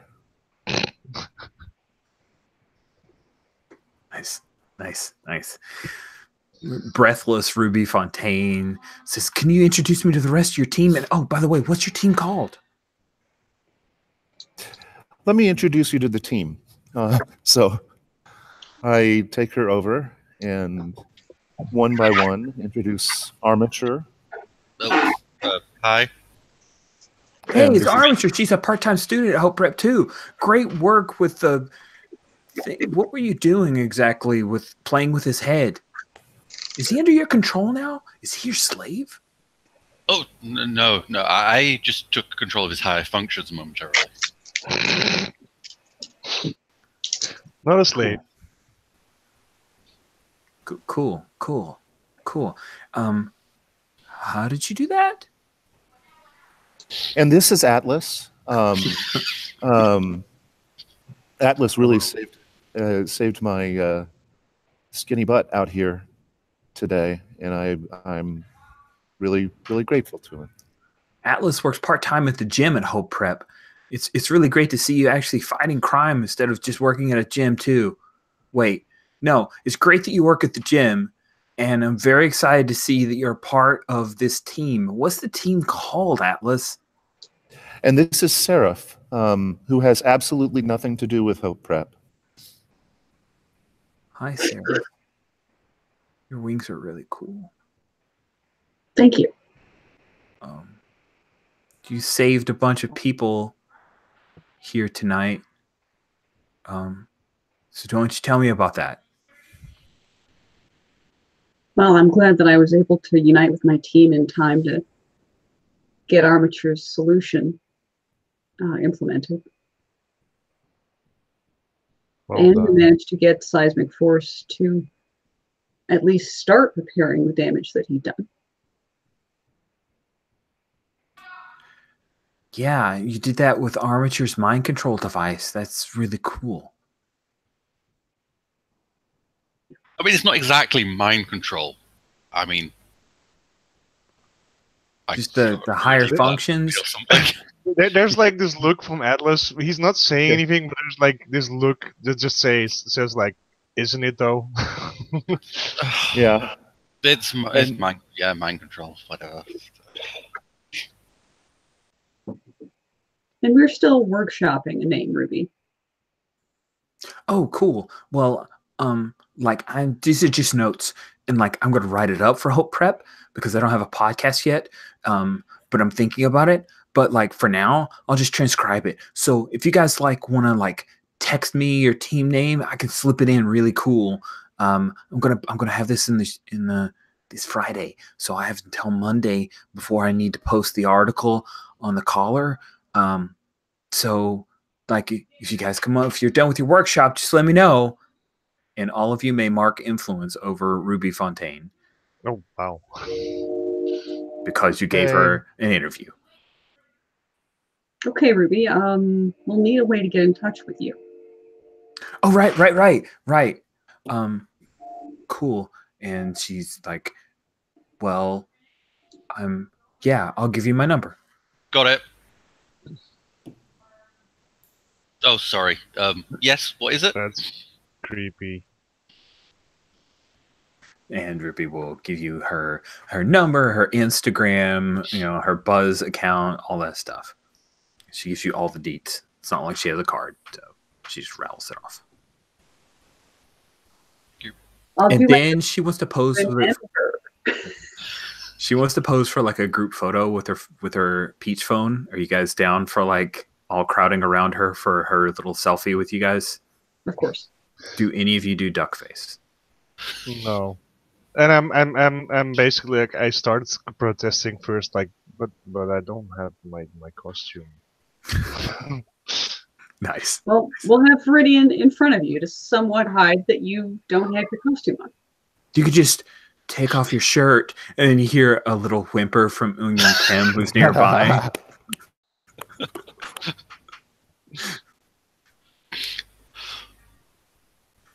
Cool. And yeah, she does the like thing, and then she takes a click. She's like, "Oh, that looks good. All right, now a silly one." And then she wants you guys to all make silly faces.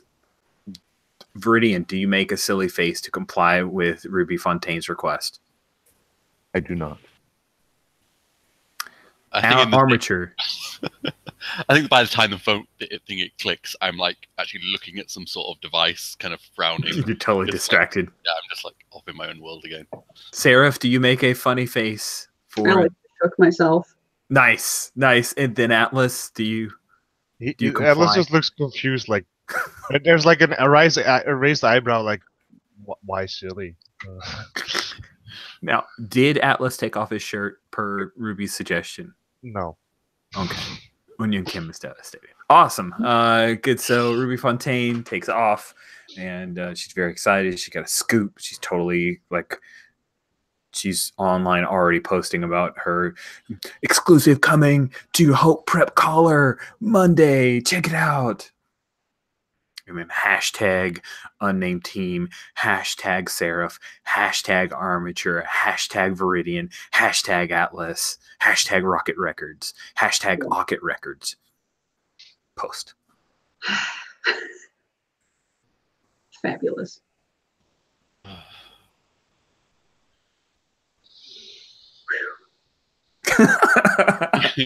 Well then.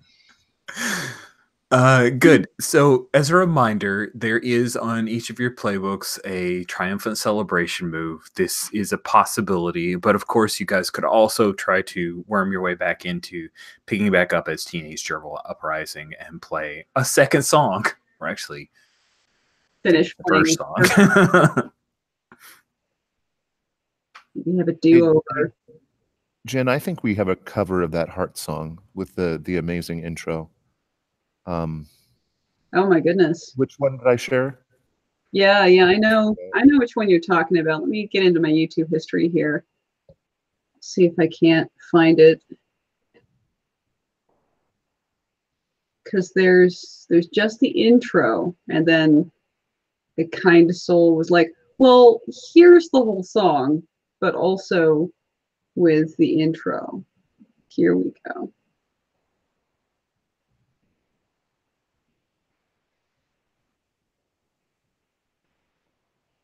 So I find some place to to switch back. So this is I love Crazy, the live 1977 version of Crazy on You by Heart. You got to actually. You got to hear the beginning of the. You got to hear the acoustic solo at the beginning. Yeah, it's pretty cool.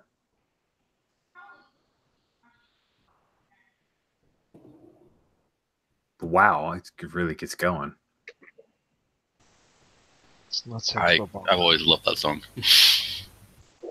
I saw Heart live in concert once long ago when I was a kid. It was the first concert I ever went to. Yeah, I saw him in concert. That's awesome. The first concert, did you say? I've never heard of them before, so. First concert was Heart when I was a little kid. Wow. That's a pretty good first concert. Yeah, I know. I was spoiled. After that point. Cool. So anyway, I made that offer out there, a reminder of the triumphant celebration. Of course, you guys probably, half of you would want to get back to doing stuff with that you were here for. Totally up to you. What do you guys?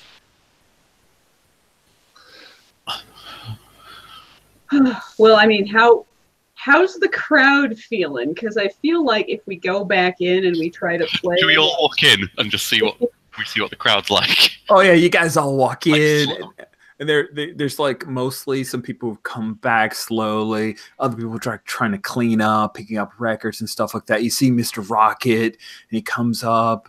Oh, is it Seraph that comes back in? I assume so, right? You haven't had a chance to like drop back into Ashley. no, not yet. Okay, cool. And parents are there. And Mr. Rocket's the first one who comes up to you guys. He's like, "That was great what you guys did, but like, we've got a show to do. We need you. And he grabs you for anybody's shoulder. Come on, man. We need you behind the drums.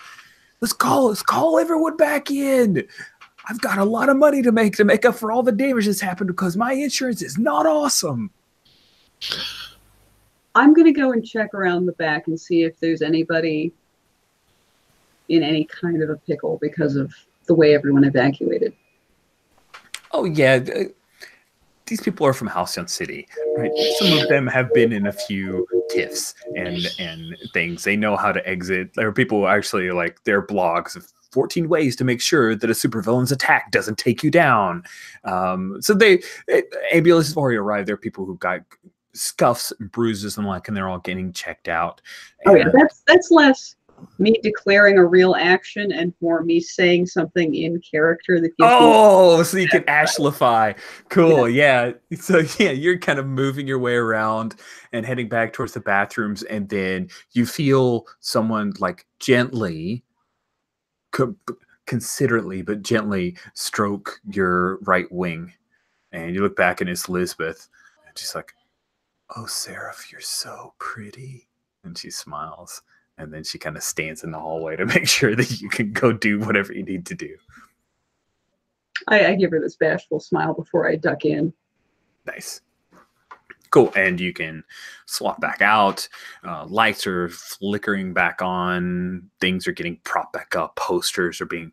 Unfortunately, Rex Manning is torn to shreds. Eun Kim has taken the head of the Rex Manning standee and set it up and leaned it against the Teenage Gerbil Uprising drum kit by Viridian. So you have the smiling face of Rex Manning up there as you guys gather back up. I'm sorry, I don't know why I do it so much Rex Manning, but damn it, it tickles me. So I love Can I it, just ask a question that Eun probably would find important? yes. When Atlas got thrown, he was wearing civilian clothing, right? Yes. How would that hold up to getting thrown 3 blocks or whatever it was? It's damaged. Okay, yeah. Are there some artful rips in your t-shirt? Yes, absolutely. There's There's a nipple exposed. There's so many pictures on Eun Kim's phone right now of you in battle damaged clothing. Battle damaged Atlas. Coming soon. The toy come with store the rolling chest thing that gives the human. Right. It's awesome. Oh, it's good stuff. I love the action figure jokes, guys. It tickles me.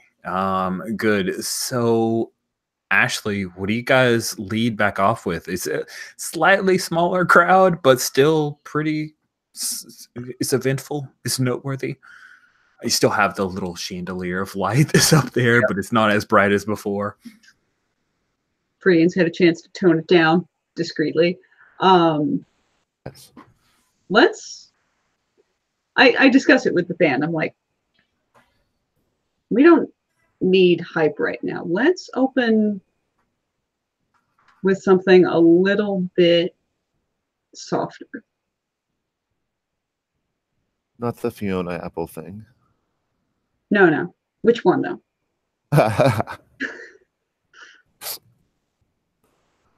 Cool. Yeah, no, let's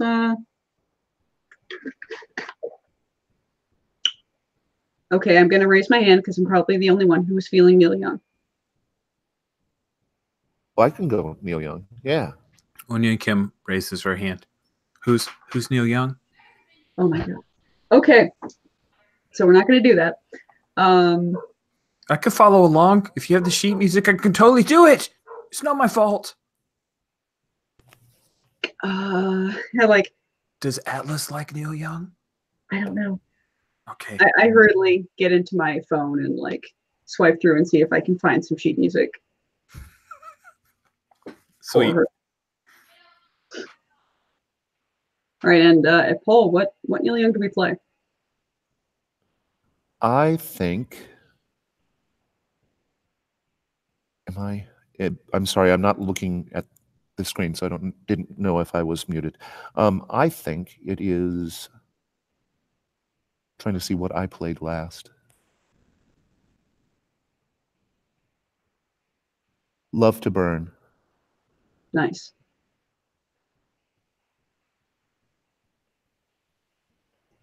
Yeah, I think it's Love to Burn.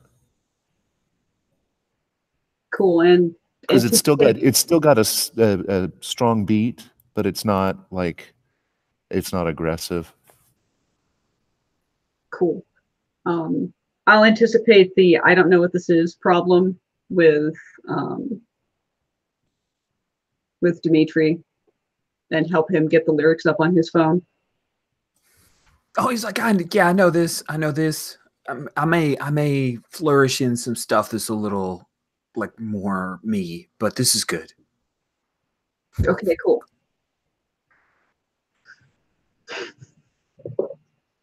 Dimitri, when he wants attention on himself, will work in like nonverbals, just like throws in the the extra sound effects of things of like that he's stolen a little bit from Lauryn Hill, a little bit from Michael Jackson, just like a little bit of those and the warbling of voice is little special affectations that Dimitri thinks sounds awesome, but probably not the best choice. Probably not to coach him out of that. Yeah. But he sends us off because he's leading. He does the sends off. So sweet. So you guys start playing, and the crowd is into it. A number of people know who Neil Young is. Most of them, and the song is a hit. Armature. We know Atlas. Are you back? Like battle damaged, like up against the wall again in the back. Mm-hmm. Armature, where are you? Looking at the hole for my shirts. Nice. Onion Kim is looking at the hole in your shirt too. And Armature, you there. Dr. Solus comes over and finally makes her way to where she can kind of do that talking into her ear, back and forth. She's going, thanks for inviting me to this thing. It was a little more exciting than I anticipated, but still, the music's good. Yeah, music's good, yeah, but that's not exactly why I invited you. We need to talk, and I kind of hold the little quarantined bubble of tentacle. She looks at it and says, Is that what I think it is? Did she I guess she doesn't think it's just one of my tendrils. Yeah. Yeah, I nod. You mentioned this project to me before, but I didn't know you'd actually run into it again. You saw this here tonight? Or is that why you called me here from before? Both. Oh, that's concerning. Yeah. I mean, I thought. I guess we're like gone to the side. I think maybe we're like slightly using Atlas as kind of sound. You're standing behind Atlas. That's great. He's like an alcove. You know, him and the wall. Like an Atlas cove. Okay, good. Yeah. Yeah, it's I need a second pair of eyes on this. I mean, you know, cybernetics is my thing, but it's moved beyond that. This is AI. This is, I mean, it talked to me. You verbalized. That's Yeah. concerning. It seems to have some sort of rudimentary personality. And What did it want?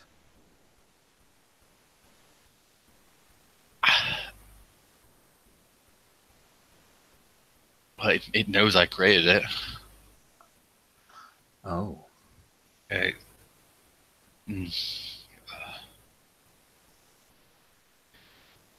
mean, it's not that part's not important right now, but it seems to be spread throughout the city.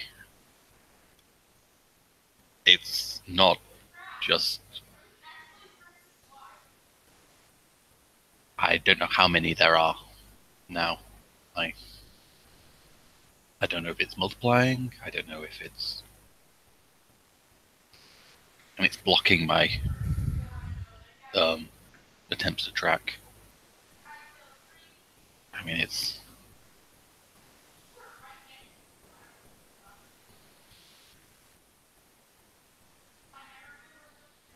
She puts a hand on your shoulder and says, okay. This is just a problem we can work through. Okay?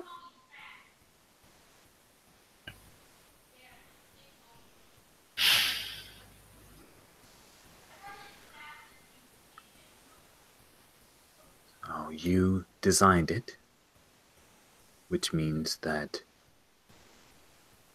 it is going to start from your own methodology. If it is blocking how you can track it, then think about how you would block someone else trying to track you. Overcome that, and then perhaps you can find Project Diffuse.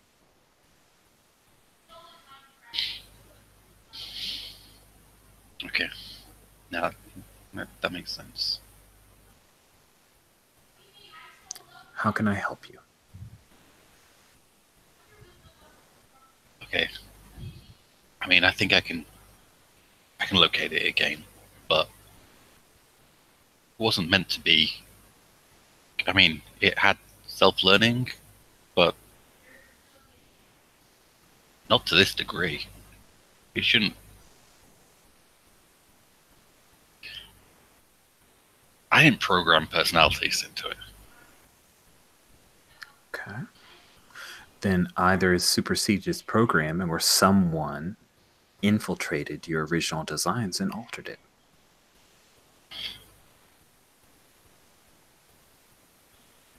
I mean, the only people who were in the original design work of it was me and Farouk, so. And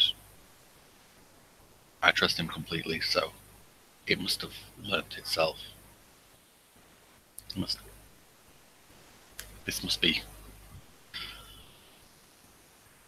Yeah. Ugh. I'm too young to be a mother. So this conversation is happening right behind. You could totally hear all of it, Atlas. Yeah, exactly. Like he's standing there, sort of listening to me, and then at some point, like, just turns around and goes like, yeah. So how do we? Oh, I thought you were a wall. Oh, sorry.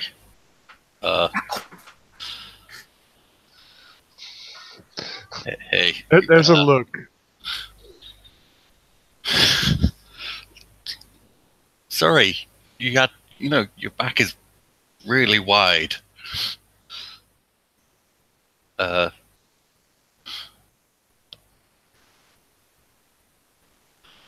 We need to find it first. How? Yes. Well, You got some that part's gadgets? on me. Sorry, I missed that. You got some gadgets. I've got gadgets. Yeah, I've got gadgets.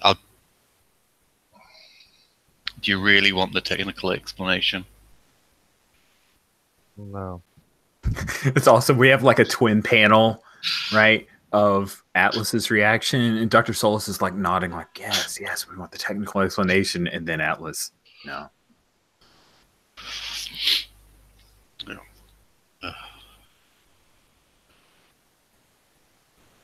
Let's just have a moment where I don't have to think about this.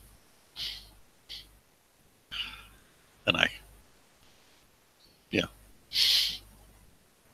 fade to music. Yeah, fade to music. Cool. Looking at time, I think we have a chance for a couple scenes, and then we'll call it for this game session. So, hand raised. Oh no, I was just going okay, and then cooling my hand off by pressing it against my overheated face because my hands get cold and my face gets warm. What that is. Why do you need to work on your heat distribution? I have bad circulation. Sucks. Yep. Okay. Because Teenage Gerbil Uprising went so well, do you guys want to like fast forward past the after party, the success? You guys did well. The sales were good. The cash register and the square set up. You sold lots of records. And did you guys have any merch? TGU merch? I think if we had time, then I would have gotten some T-shirts printed. You guys knew about this a week ahead of time. If you, Yep.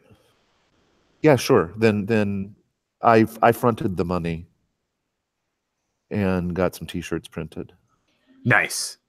So yeah, you guys get T-shirts printed, and then after you sell out of the T-shirts, Dimitri actually starts selling. Have you guys seen those like silvery gel pens that you can use to write on cloth? He starts selling some of those at a stupid markup, saying that the heroes who saved Rocket Records will sign your shirt. So Atlas, Viridian, and Armature, you guys are all asked multiple times by like 20 different like college age and high school age kids who are wearing TGU shirts to have you like sign it in different. I'm not even looking at them anymore. It's just what tentacles just go off to one side. I'm sure, I'm curious what Armature's people signature walking looks by like. just getting written on with Armature. Who I didn't ask. There's like one guy with a mohawk is leading. He's got Armature written on the side of his head. And it's so glittery thing. Nice. So where is it that you guys have this conversation? You like some kind of diner somewhere? Are you up on the roof of Rocket Records? Are you at the workshop? Where do we have the team name conversation? Maybe at the T-shirt selling thing, like, hey, we should put a name above our. At the merch table. Yeah, at the merch table, and like we're writing our names down, and like we should also write down the group name. Yeah, but we don't have a group name yet. Uh-huh. Hey, Atlas, let's do this somewhere when Seraph can join us. Union Kim says, I think Atlas and the others, that's my vote. You guys are asking for public, like I could put up a straw poll. No? Okay. Thanks for the suggestion. She starts breaking down her keyboard again, says nothing more. Yeah, I'm helping breaking down the band stuff. And well, how about this? How about this? I get her on our comms so she can weigh in. That sounds fair. So great. Meanwhile, you're like out loading one of the PV, the big actual PV speakers. Mm-hmm. And Dimitri is doing the grunt thing of having dropped the tweeter in the middle, in the bed of the truck. And it breaks. You're paying for it. Listen, it's so heavy. I'm good. That's fine. I'll be more careful with the next one. And then he heads off to talk to somebody. And it's just you and Elizabeth doing the tear down now, and you get a call. No, it's not. Oh, no, I'm sorry, Dimitri. I'm sorry. I have an entire drum set. I would have gone downstairs, but yes, okay. I have an entire drum set to pack up. So you're right. Yes, you got a lot of work to do, and I mean, Kim is also doing keyboard stuff. Yeah, it's a team effort. It's just Dimitri that slacks off. Yeah. Yeah. So I'm breaking down. I didn't bring the full kit because I wasn't. This space is kind of narrow front to back. Yeah. So I didn't bring everything, but still plenty of packing up to do. I'm curious how big the full kit the Viridian has is. It expands on a bi-weekly basis. Oh my gosh, that's awesome. Are you saying it literally grows, kind of, or no? Okay. No, I buy new bits and pieces and stuff like that, and especially recently, I think Viridian's gotten into the hand percussion. So he's got at least one of everything, including like a baron and but he didn't bring all that crap. He just likes to hit things rhythmically. And just so we have it like in a panel, your mom does come up while you're breaking down your drum kit, and she congratulates you. You guys sounded really good. I didn't know what to expect from a high school band, but you played very well. Thank you. And Neil Young's song was my favorite. Good choice. Does she say anything about the fight with Seismic Prime? She says, you did well. I was very worried about the boulder. I decided this was your fight. Thank you. That was the right choice, Mother. I'm glad you approve of your mother's decision. Of course I do. Your father's very proud of you, and so am I. Thank you. And then I'll continue packing up. I don't think we do much emotion in my family. No, that's like a lot right there, I think. Cool. So you get a call. You're up on the comms. Ashley/Seraph, as you guys discuss team name.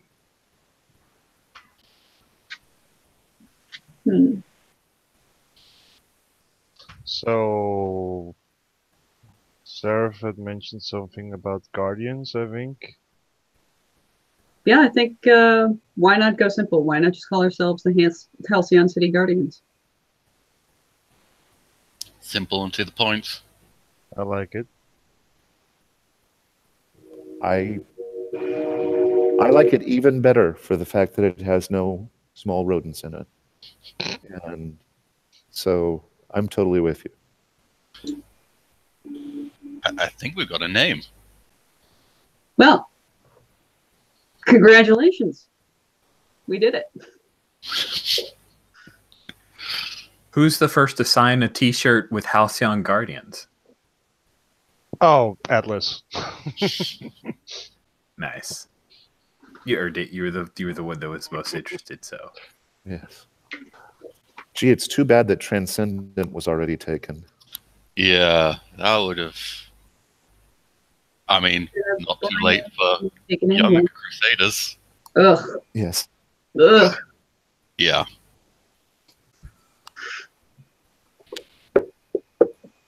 Well, that wasn't as difficult as either Paul or Viridian expected it to be. Same, honestly. I guess it's a lot easier to name a superhero team than it is to name a band. Well, priorities. Yeah, yeah. Nice. We actually have, maybe we could sneak in a couple other scenes. Anybody have any scenes they want to do before we bring things to a close? Yes, I've got one. Sweet. All right. Atlas is gonna, like, after everything is packed up, he's gonna look up Viridian.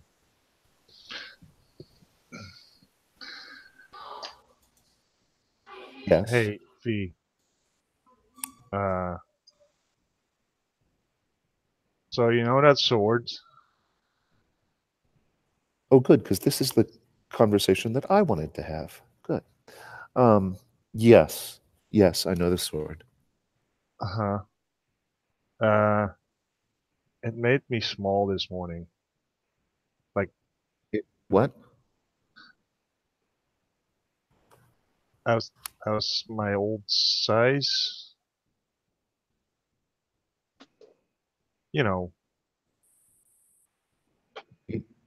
You sure you didn't just think you were? I mean, I was going to go downstairs and check with my mom and dad, but then it took it back again. I mean, my boxes were sort of hanging loosely, so I think it was real. Well, But it might have been just in my head. I'm not sure. why would it have done that?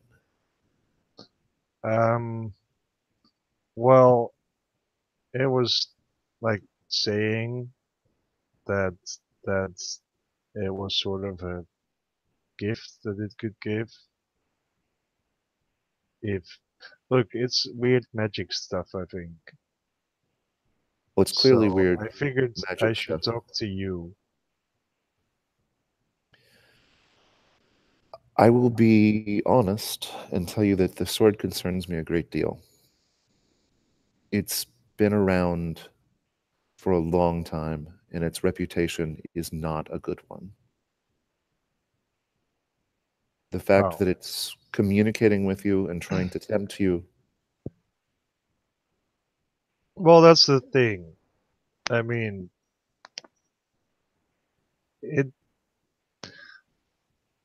it's sort of nice to not. It was sort of nice to not be big, but then I was like, wait, what? At what cost? Because, you know, I mean, people never really will. Like, I was sure there was some payment. With an artifact like this, there is always a cost. Uh-huh. But it said there wasn't. Except that it just wanted to make sure that I would keep using it. Which is a cost in and of itself. Is it? It's sharp. It's useful. I don't know. Look, if it does bad stuff, I don't know what the bad stuff is yet. I told my father I would keep an eye out, observe. Okay. There may be, if you feel. Well, you could tell your old man that it can make me small.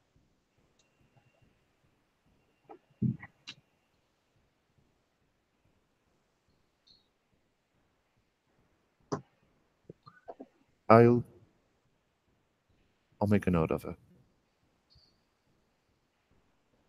You're my teammate, and he's not going to interfere until he does. But what does that mean? I want you to know out there, with or without the sword, you're every bit. I was born to this life, and it was thrust upon you, but you are just as much the hero as any of us.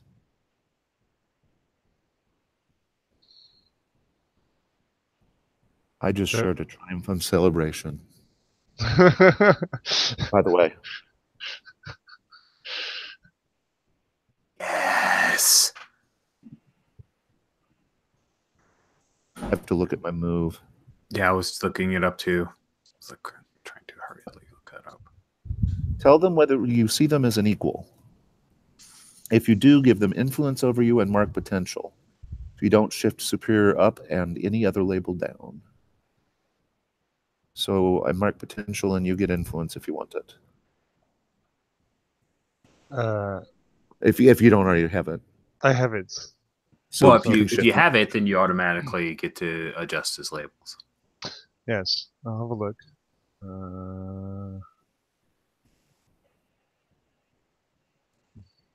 Character sheet. Let's see.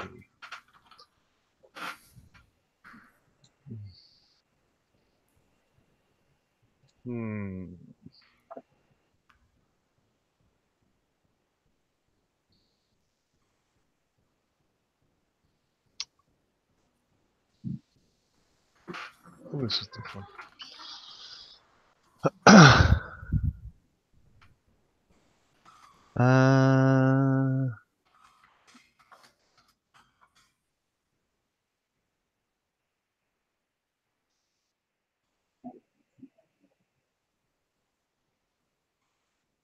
Let's see.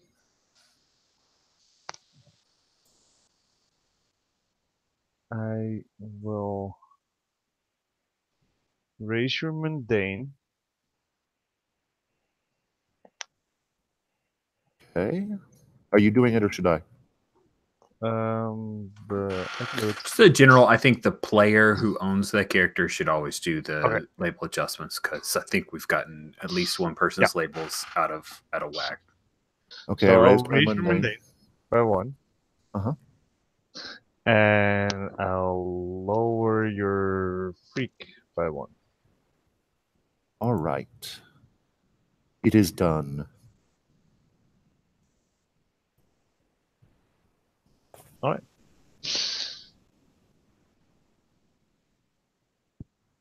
Good.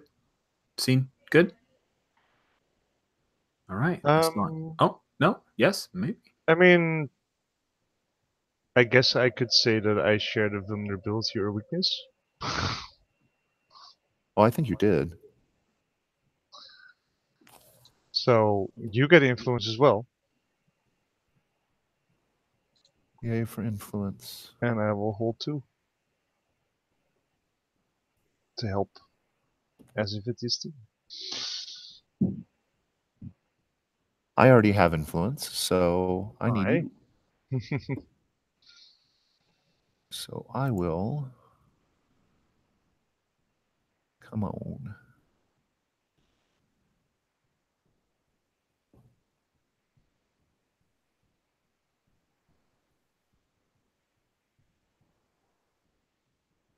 I'm going to raise your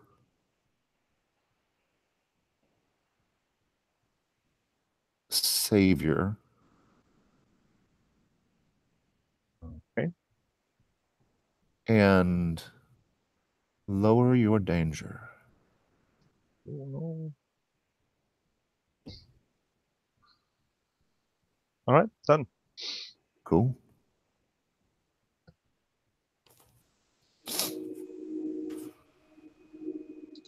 Very cool. Awesome. And I see here that perhaps Armature might want a scene with Seraph. Cool. I'm down with that.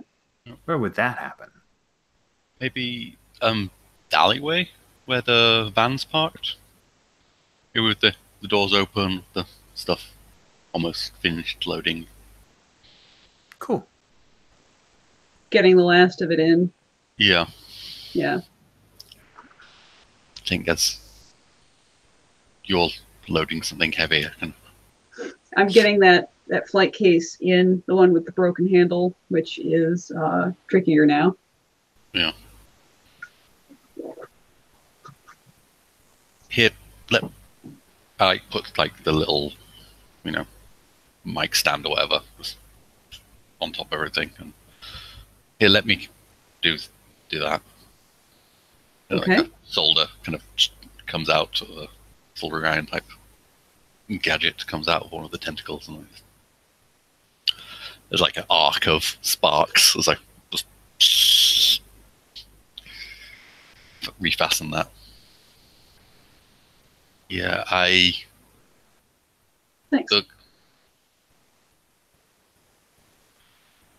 I should have probably told you everything when I was doing the confronting.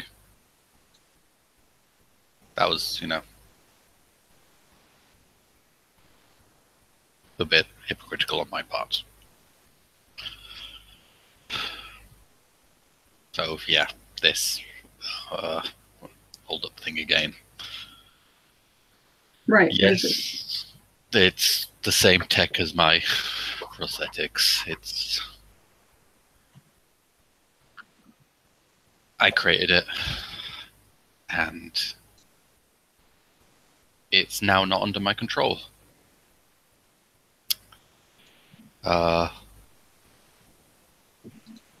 And that isn't the only one of it. There's a lot more.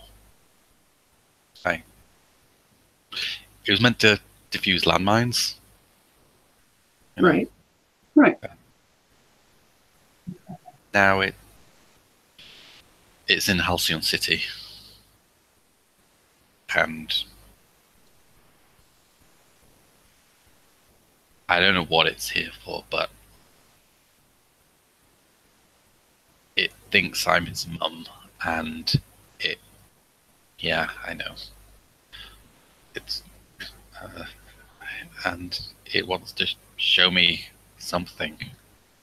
And from how I've seen it in the city, I don't think that's good. I mean, you saw today. That's not helping. No, it's not. I mean, everyone was in danger because of me. I mean, how many people are in the record store today?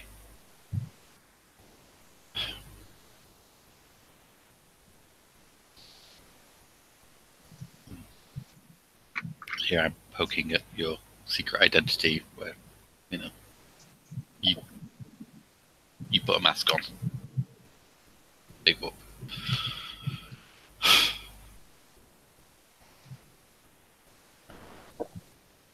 Even if I figured it out, I should have let you choose when to. I'm glad that I had that opportunity to tell people. Yeah, but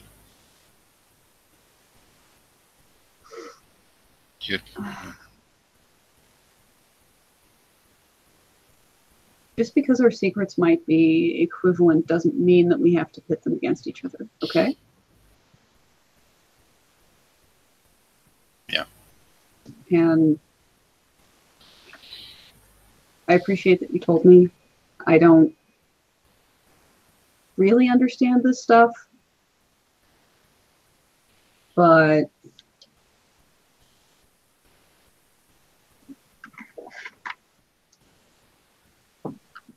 I know that you made your prosthetics and this thing, and you made them with the intent to go and do good with them. Yeah. Right? Yeah. Supervillain wasn't on my mind, no. No, you made them to defuse landmines, so pretty much top level, laudable kind of stuff.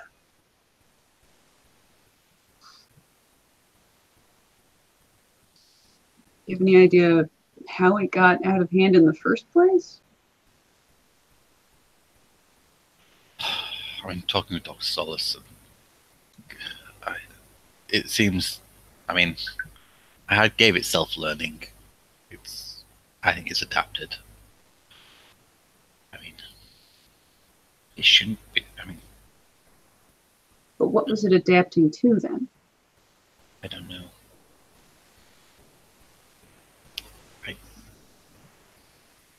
Hmm. Right. And how did it get to Halcyon City?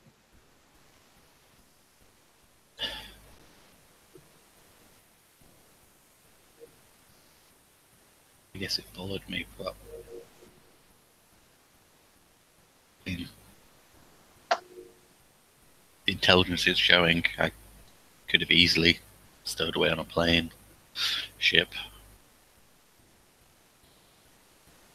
I wouldn't put it past it taking over some sort of teleporter technology and just hijacking that to get here. I don't know. I don't know what level it's working at. I mean, Let's not assume that it's done anything we don't have any proof of. Because we'll drive ourselves crazy. yeah.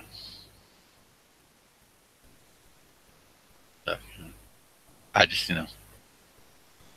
Atlas knows, and Viridian, he knew already, and well, not the mum thing. That, oh.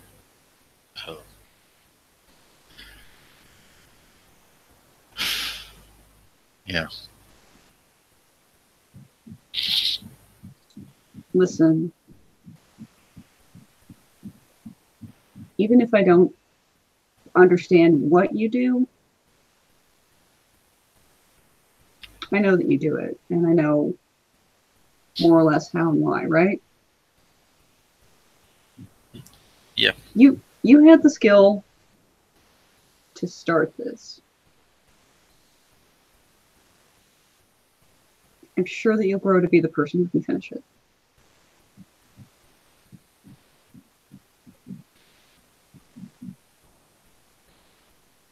By the way, what guise are you in? Oh, I'm totally Ash right now.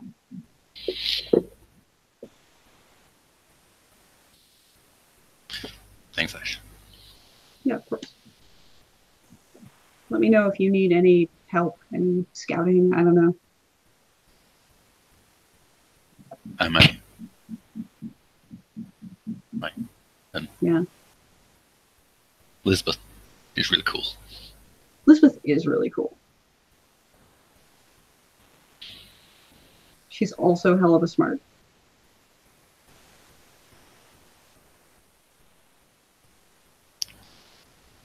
Always a good trait. Uh-huh. Almost always. Any confidence and supporting senses that need to be rolled around there, I think? I mean, I think I probably ought to roll that for Armature, because I told her I thought she could do it. Yeah. Alright, let's have a look at my... Hmm? I don't think we hit my triumph thing, but maybe the vulnerability. Yeah, I think maybe they will. I think the vulnerability definitely counts. Yeah. I think you nailed it. Yeah. I don't know as we hit my triumph either. That's a tough one. I think it's the hardest move for this group to hit. I thought we nearly got there when we were doing the signings. You know what? That would have been a great opportunity. I wish somebody pointed that out. We could retcon back to it. Yeah, but I was looking at my move, and it's like making someone my love or rifle, and I was like, that doesn't fit. So. Anyway, I hold 2. So I can spend one for one to clear a condition or add 1 to the team pool when I'm with Zerf. That's my team move. I think that means I can clear either of our conditions. If you've got a condition. Nope, I'm good, actually. Okay, well, I feel less guilty now because of Nice. Nice, cool. talk. Yeah. And you know what? Actually, I'll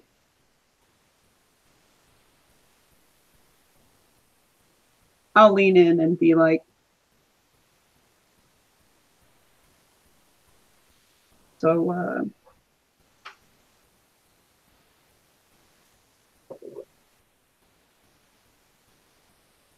now that you've seen me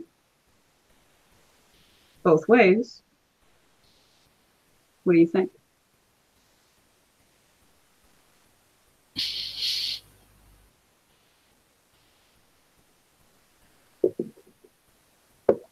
Well,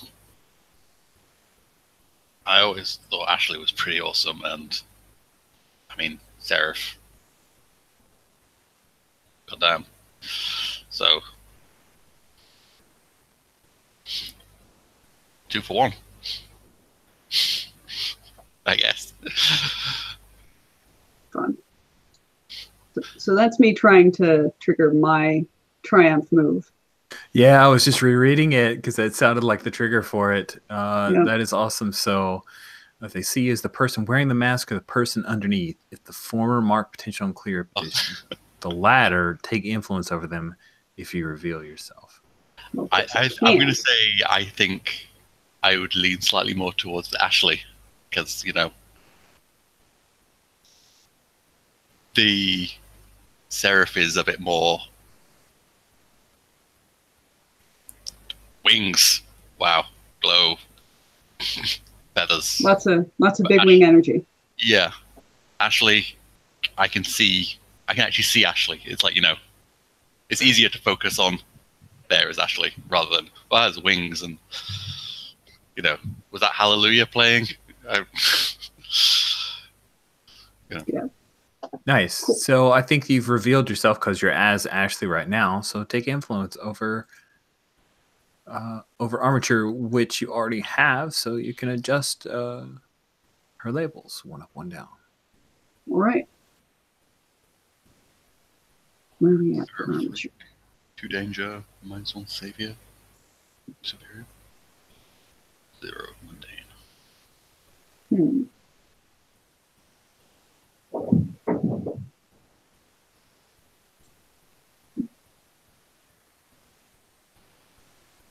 Let's drop your danger down 1 and your freak up 1.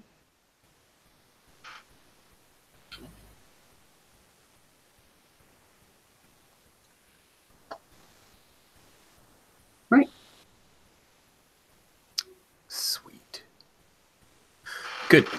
All scenes concluded. I've got a last page thing that I wanted to narrate to you guys because I just have this idea and I'm excited about it. And then we'll do into session stuff and feedback, which may run us a bit over time. Is everybody good if we do that? I'm doing good. Awesome. All right. So last page, we see Ashley comes home. This is all like no words, but it's like a few panels of Ashley comes home. There's a conversation with her mom. It's obvious that it's very positive. Like they share a late nice snack together. Ashley heads upstairs to her, like she lives in the pitch of the roof of the house, and there's like what is that thing? The window of the widows. Can't remember what you called it before. Widow's Walk? Widow's Watch. Yeah, there's like a Widow's Watch. Yeah. And then there's a text from Lisbeth, and it's like hearts and, you know, emojis that are basically like, I love you. And then Ashley heads to bed, and like she goes, there's a couple of panels, like all small panels of just the different steps of, you know, a teenager going to bed and all the things that you go through. And then she's asleep. And then the next few panels are Ashley as Seraph, and you're flying high over the city. And then it looks like you're just flying up, and it's a little confusing. We're not sure where you're headed. We just see Halcyon City below, and you flying upwards, and then it draws back and is used smaller. And there is, I'll show the picture because I thought it was pretty amazing, of the creature that you are chasing.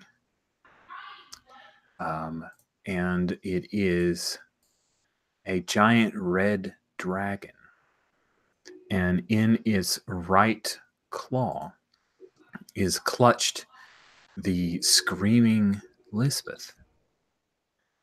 And you're flying higher, see the beats of your wings as you're trying to gain altitude. This thing is just soaring higher, flying magically.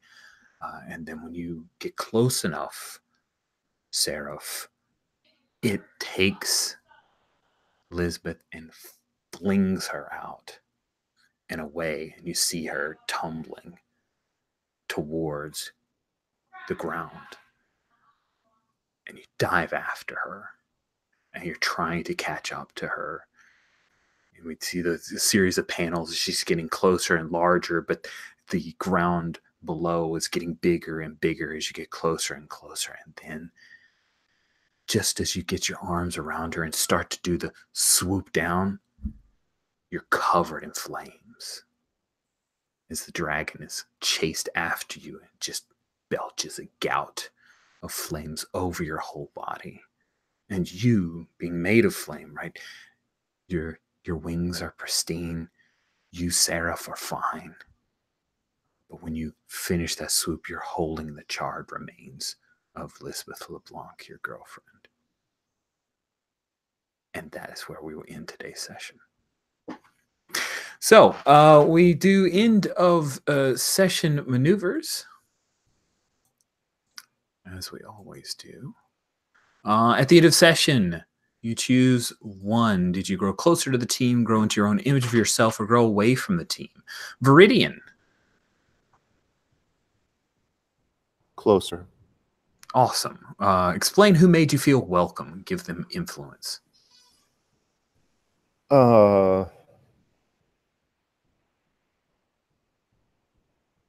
Well, I think welcome in this case is literally taking a rock boulder in the face for me.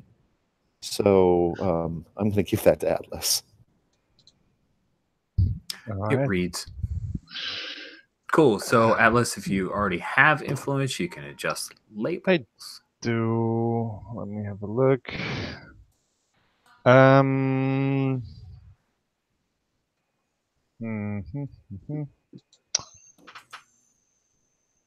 Okay, and then while he's looking that over, Viridian, you can clear a condition or mark potential. Superior +1, Savior -1.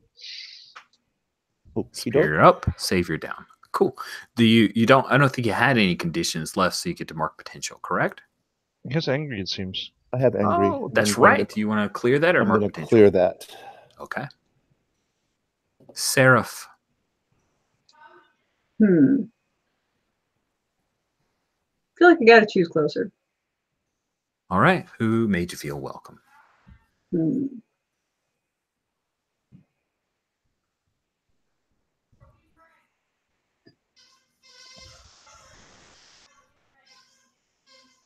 I guess I got to choose armature, really. Nice. That last scene definitely sold it for me. I like it a lot. Okay. So, yeah. So I think I've already got influence. Yeah, you do. So I get to, or just, no. I always get confused. Am I changing? You're No. You're changing. Well, you're telling me the labels to change, to shift. Okay, thank you. And I'm going to mark XP for potential because I don't have a condition to clear. Okay, oh.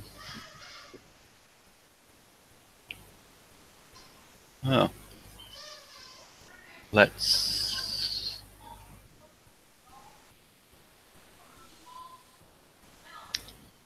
mundane down 1, Savior up 1.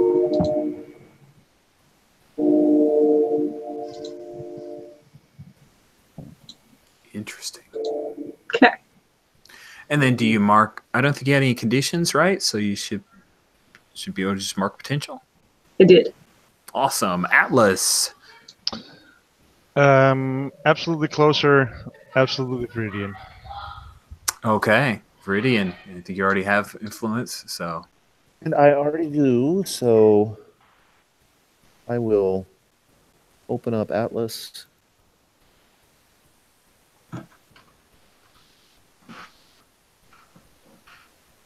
And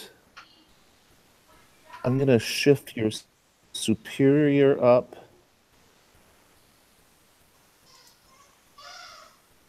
And your freak down.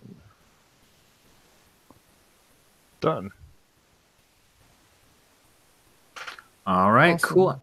And last but not least, Armature. I think I'm going to buck the trend and I'm going to grow into my own image of myself. I think I see myself as somebody who fixes problems, goddammit. And the reason is, well, Seraph and Dr. Solus kind of gave me that, work the problem, that's what you do. And you do it to help people. So Nice. That means you get to shift one label up and one down.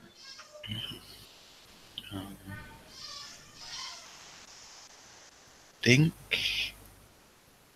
I'm going to put danger down one. And savior up one. Nice. Nice. Yeah. All right. Well, that brings our game to a close. I do actually have my. Oh, we have more. We have Did you do the thing that does not bring our game to a close? We have the thing to do. Yes.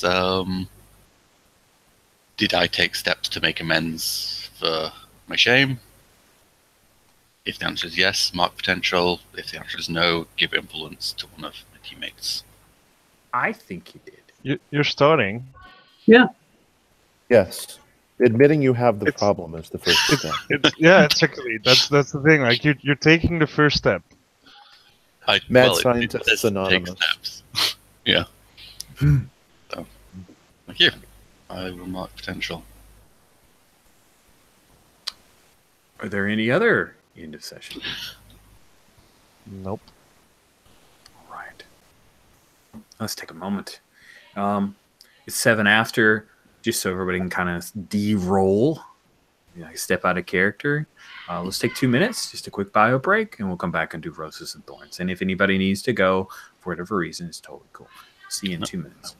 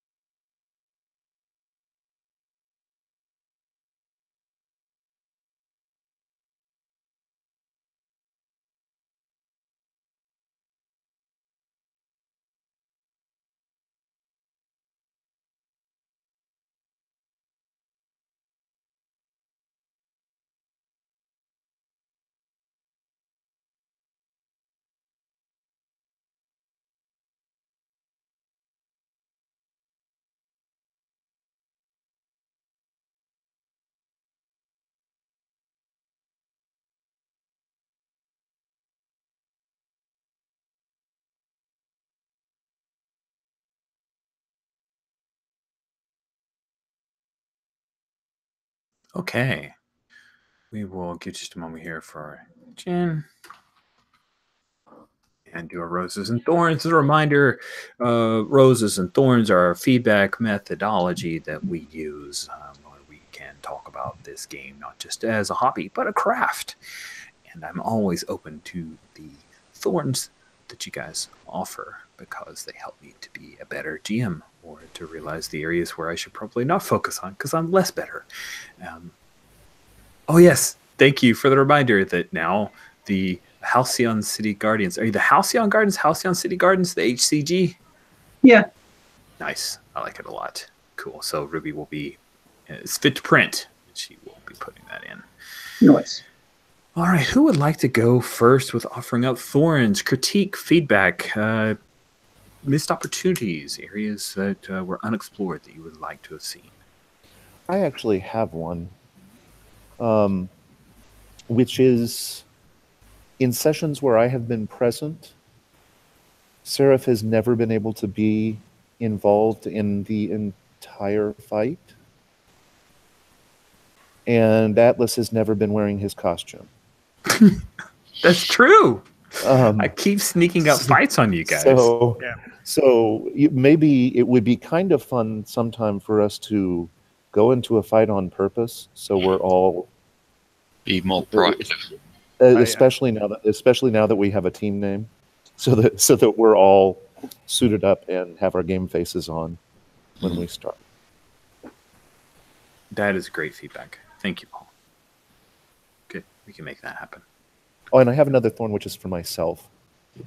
Because I had sort of decided on that advance, and then we had a scene to kind of justify it. I wish I had waited to decide for sure on that and actually asked you to engage my legacy when time passes move. Oh, missed opportunity. Absolutely. Yeah, I mean, I set up that scene because we'd already talked about you buying the other stuff, and I thought it'd be a good way to transition to it and explain it, but when team passes would have been perfect. Yeah. Dang it. Okay. Well, time is going to pass. Yep. So we'll do it another time. We're going to lead off with it next session. Oh, we don't have to. Oh, I wanna. No. I'm writing myself a note. Whatever. What is the time passes move? It's a legacy thing. It's when you know, at an arbitrary amount of time passes, you check in with someone from your legacy after asking your fellow players a couple questions, and then roll dice, and they tell you what they really think of you, basically. Oh. And there are some benefits and some drawbacks. Oh, it's gonna be interesting now because like I'm not sure if you're still going to you're not long for the rifle anymore. I think you're nice. If he's not your nemesis or whatever, what's the rival? Yeah, if he's not your rival, do you have to instantly pick a new rival, or? I always have to have a rival, and I always have to have a love. So, oh, and that's the thing. Like, I was like, I kind of want to remove him, but I need a trigger for someone else to be the next one. So.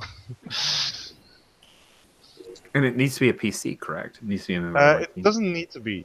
It just. Oh well, I can. It just works much better if it is a PC because you know it doesn't trigger as much as NPCs. I can be way more annoying if need be. I'm gonna just check it out. But yeah, there was Viridian took some good steps towards removing himself from the rival spot. Cool. And before we move on from you, Paul, just glancing over because I want to do some legacy stuff next session. Can you think that the next possible member of your legacy was a relative, like a sibling, if I remember? Or am I? Anyway, if you could update that on your, because I didn't see it on your character sheet. So yep, cool. Awesome. Who would like to go next with Thones? Jen made a noise, so it must be Jen. All right. Blame the train. I will blame the train. It's like Milli Vanilli said. Blame it on the train. Okay. So many. Cheap throwaway thorn. It's snowing outside today for me. Wow, it's in the Wow. 60s here. I'm jealous. Goodness.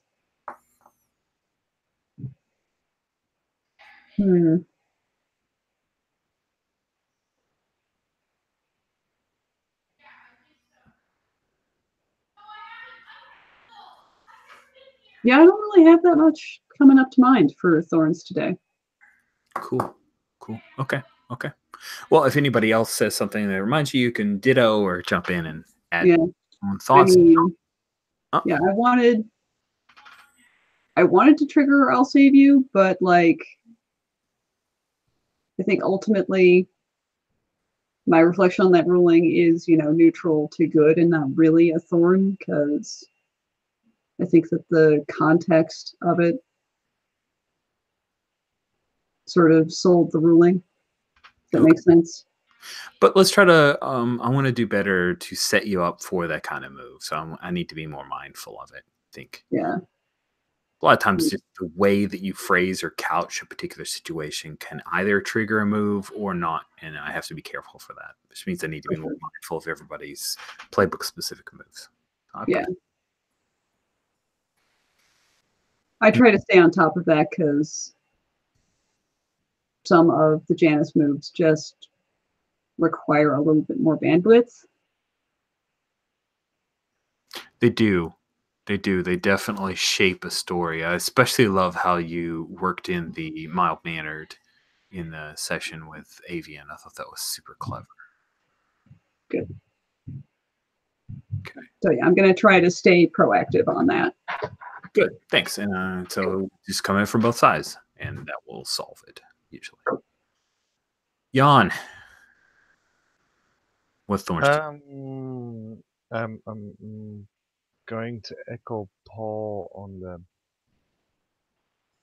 Would be good if we see a fight coming. Yep. Because. Yeah.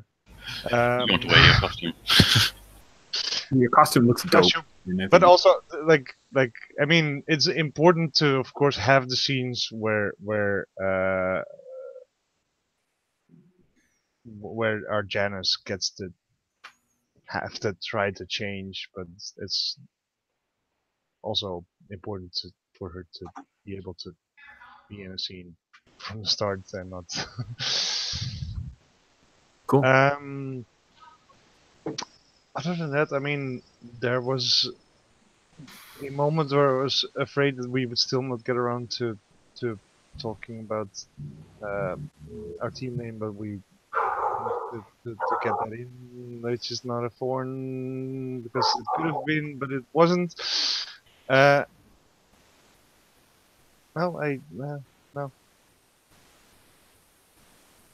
Good. Okay, as long as you're sure. That was like the most fizzly out thorn. That was great. Yeah. I had a few things during the session where I was like, this is not, and then okay, yeah, we fixed it. Okay. Do you want to clarify? Like, where do you think we were headed towards a potential thorn but averted disaster? Oh no, like I said, it really seemed like we were still not getting, like we've had 2 sessions now where we couldn't get around to picking a name because one of the players was already gone, or just not there for the session, and like it was very close to the like we're still not getting around to getting a name, and that would have. It's decompressed storytelling. The fuck out of me. We don't have a name yet. and that was like, okay, no, and I'm glad that we got around to it, and we did it so quickly. So like, thorn averted there. That was such a shocker. Cool. So thank you very much, Jan. Alex, what thorns did you have? It happened a little bit. The thought came into my head a little bit too late, but I was like, we really should have like set up a, hey, everyone, look over there type thing for Seraph to do some sort of change, like, cause some sort of distraction to get her in. I'm relatively satisfied with how I was introduced to the fight this game. So You were? Okay, good. I had helpful things to do while I was being not Seraph. I literally wasn't trying to speak on your behalf. It was actually my personal selfish interest to want to see more of Seraph qua Seraph. Sure. No. I do still also agree with Paul that it would be cool to see a fight that we were actually prepared for, patrolling for, or something. But oh yeah, well we can lead up with that. That sounds good. Yeah, and I think. But those scenes where I'm like desperately trying to find space to become Seraphim, like that's just authentic to the playbook.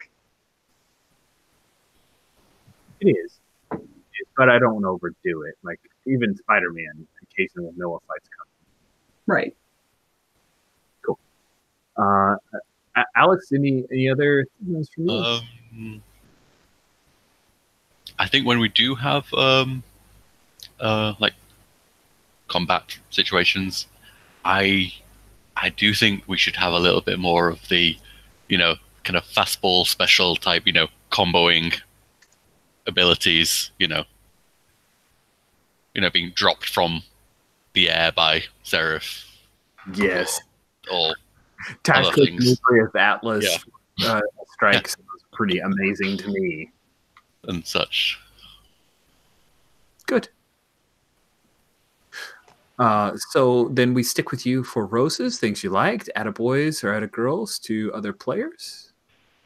Yeah, it's basically all the little, one-on-ones that we got. And I really liked that, not that I dislike having just a player on NPC scene, because of course those are great as well. But I like that Atlas could be brought into that scene as well. Yes, I was very, very happy that Jan was like, "Hey, I'm right there. I can hear, can't I?" Yes, you can super hear, 100% hear. Like, if you introduce the scene with like, yeah, no, we're using Atlas as a sound screen, like. But, yeah, no, I can hear you, man. Yeah, I mean, in my head, it literally was just yeah, that would be funny. That was it. There was no further thought, so I liked that it was good environmental awareness on a player, to be like, hey, this is a thing that I could react to. That's smart. Jan, what about you? What roses did you have? For one, I'm going to start with a little thorn. Yeah. I think you're looking up too much and probably not speaking into your microphone or something, because I can hear you. No, actually, it's not. Weird. Yeah, just what Jen just said in chat. Like you're sounding floaty and distant. I thought it was because you were looking up, but it seems like even if you look down, it's not better. Okay. Oh, no, better now. It's better now. Yeah. Okay. Oh, weird. Okay. Good. Right. Rose.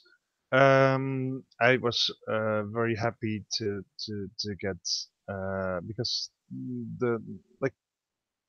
sometimes fighting gets in the way.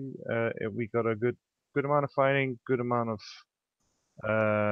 emotional stuff behind it. Could always use more, of course, but we got a good amount in. And yeah, looking forward to having more of those. Yeah, I think that balance between doing superhero fight stuff and playing your character is always a precarious one, but important to try to have a bit of both. Yep. Cool. Thank you, Jan. Jen, what about you? What roses did you have? You are muted, Jen. Because of the trades. Because of the trades. I think we get to touch on a lot of each individual character's personal stuff this session, which was cool. We get to see a bit of Atlas's anxieties and his connection with the sword, and we got to see some of Viridian's family life. We got to see some of Armature's shame. We got to see some of Seraph's double life and some of the people who were important to her. So it felt like a really well-rounded session to me. God damn that dragon though. Like That dragon thing. Oh my damn. God. Dragon thing. I'm so excited for Dragon thing. I'm flying Liz out of the city. Exactly. That's the solution. That's exactly how to solve all problems. Yep. We're going on vacation. I have school. All right. Awesome. Thank you, Jen and Paul. I would just basically be saying the same things everybody else said. So, Okay. Always can't belabor. yes. Good. All right. Well, we will meet again in 7 days, and we'll probably lead off with some time passes moves, and then jump into a fight that you guys are all prepared for. Like those are things that are on my menu that I'm very strongly thinking will happen. We have to fight a dragon now, don't we? What? No, that was just a I'm sure that was a metaphorical dragon. exactly not an actual trick. Come on. I mean, Everybody knows dragons aren't real. yes, right. Dragons. Really? Just like magical swords aren't real. That's right. Magical swords, dragons, St. George. What? All right. Thank you guys so much for playing. I always have a great time with you, and we will see you soon. Ciao. But